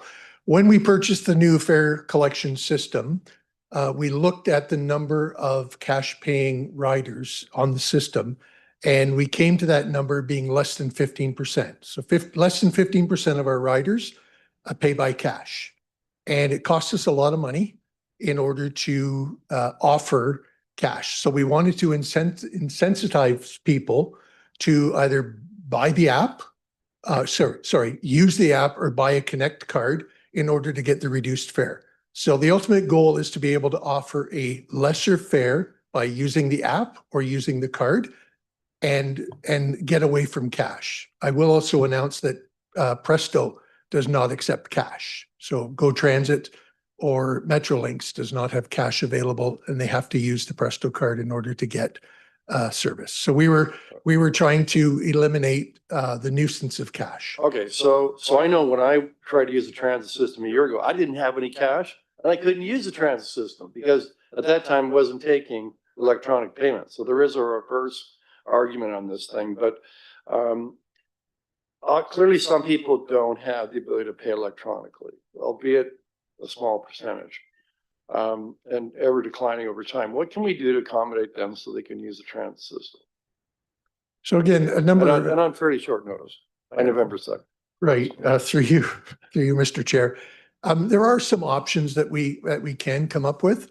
And again, going off the top of my head tonight probably isn't fair to do that, but I'd be more than prepared to offer some advice by council, by the council meeting on some options that that council can consider, as well as what the resolution is talking about or the notice is talking about. Okay, so I'm happy to support this at this stage. I certainly want to hear over the next week or two from staff how I think we should be able at this interim transition stage, while some people still use cash, to let them use cash. So I'm hoping you come up with some good solutions that would still, for the most users who can pay electronically, maintaining that system so you don't have to have cash to use the transit system, but how we can accommodate those that just deal on cash. Excuse me, Mr. Mayor, can I clarify? People can still pay cash. They just wouldn't get a paper transfer. The old fare collection system used to give a barcoded transfer. If we reinstitute the paper transfers, we're going to have to go back to the paper transfer system that we ran years ago. Maybe you can think about something in the next week, though. Absolutely. Get us the transitional phase. Councilor Carpenter. So if I don't pay cash and I use the card, can I use my debit card or my credit card? Through you, Mr. Chair, not at this time, but it is something that we will be transitioning to in the next year or two. If I'm not a regular rider, don't buy a card, don't get on the bus. You can buy a ticket from the app instantaneously. Yeah, so if I have my digital cell phone that has the app on it and I can access my electronic banking to buy the transfer, then I'm okay. But we don't have the ability to take that credit card. or debit card? Not at this point. So the reason that we're charging double is because we can, and as a way to encourage people to not pay cash. Is that what I heard you say? That is correct. Okay, thank you. Councilor McCurry. Madam Chair, thank you. Mr. Spicer, do you know what percentage of people ride the bus every day or 3 times a week? Through you, Mr. Chair, my best guesstimate would be we have a lot of frequent users, so I would probably say 60 to 70% would be a fair answer. Okay. Can you describe what a Connect card is? It is a smart card that allows a passenger to use a wallet that they can put money onto it to use it for their bus fare. So it's not actually a card. It is a card. It is a card. Yeah, it is a card. Okay. That is embedded with the chip that they hold onto a reader when they board the bus. But you can't buy that on the bus. You cannot buy that on the bus, no. I have a bit of a concern with supporting this evening without a fulsome knowledge of the issue and process that's led to this seeming bit of a problem for riders. And I'd be much more comfortable if we were to refer this to staff to provide us with a report on council day for a vote on this item. And Mr. Chair, I'd move that when you think it appropriate to do so. Fair enough. Councilor Schluss. Yeah, I could support this. My concern is 15% use cash, which isn't a trivial number. If revenues at transit drop 15%, we'd be in big trouble. So as much as the number doesn't appear to be large, it is large. If you look at it from an income point of view, it's very large. And those are the very folks that we're attacking here and saying you pay twice if you need a transfer. So hopefully, Mike, you can find a way of doing this that isn't too intrusive as far as the operation, but at the same time be able to accommodate the folks that for whatever reason aren't able to or don't have the ability to pay in the means that we'd like them to pay in. I think we still have to accommodate those that go back to cash. And I think you should be commended for bringing this forward, Councillor. I think the folks that you're representing here are often not represented in this room, and there are folks that are struggling that if they have to pay twice, they'll think twice about going somewhere, and we'll probably lose them as a potential customer. So I'll be supporting it. Thank you. Not seeing anyone else. I'm going to chime in now. I have some concerns here too. Obviously, a lot of seniors are not tech savvy, so asking them to do something they're not capable of doing is not really fair. And the last time I checked, we're all in the city paying taxes, and they pay taxes for this service. So for us to charge them twice to use the service, that somebody that using an app is only paying once, is definitely unfair, and we can't continue like this. So I too will be supporting Councilor Van Tilburg's motion. Not seeing anyone else. You wanted to bring forth a referral? Indeed, I do. Oh, sorry, Councilor Samuel, second time. So I just wanted to ask a question before the referral happens. So when did it take effect that people would have to pay a second time and not get a transfer? And what would we put into place in the interim while we're looking at this then?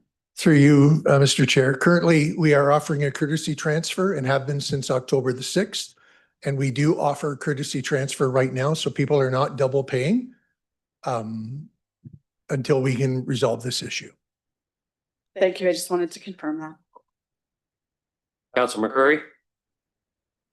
Chair, thank you. So what I would like to move is a referral to staff for a report to be prepared by council day, which would give background for this initiative, and which would also give options to be able to accommodate cash users and provide a transfer system or other options as staff may see fit.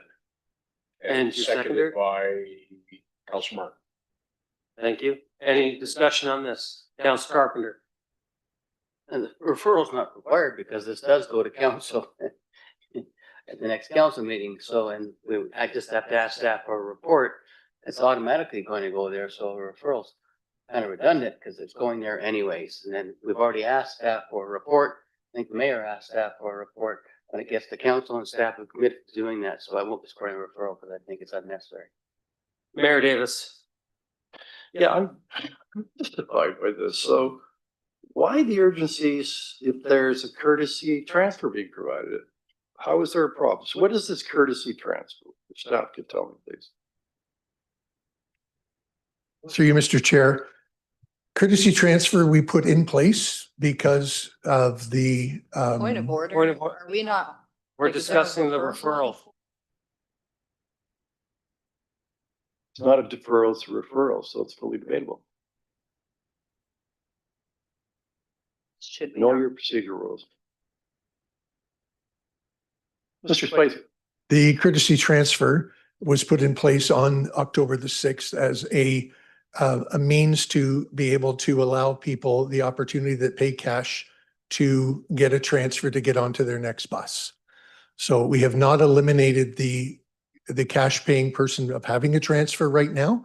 And we put that in place until this could be brought to council for their consideration. Well, how much longer can you continue it? As long as we need to. There's no rush. Anyone else on the referral? Councilor McCurry? Chair, thank you. In response to an earlier comment, why a referral?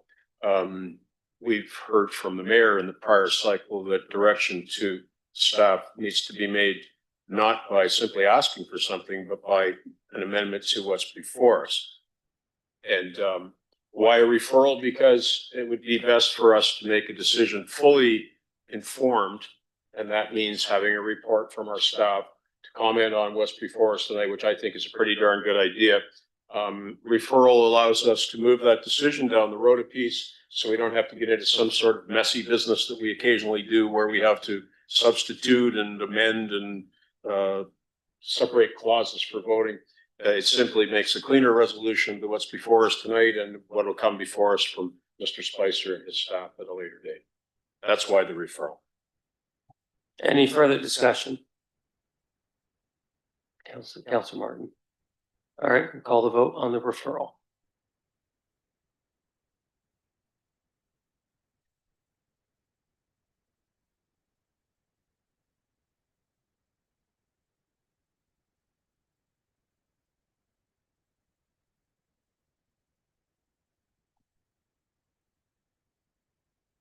And the referral carried on a recorded vote of 8-3. All those voting in favor are Councilor Sullivan, Slauson, McCurry, Hunt, Van Tilburg, Martin, Secoli, Mayor Davis. Those opposed, Councilors Caputo, Carpenter, and Sample. Back to you, Chair.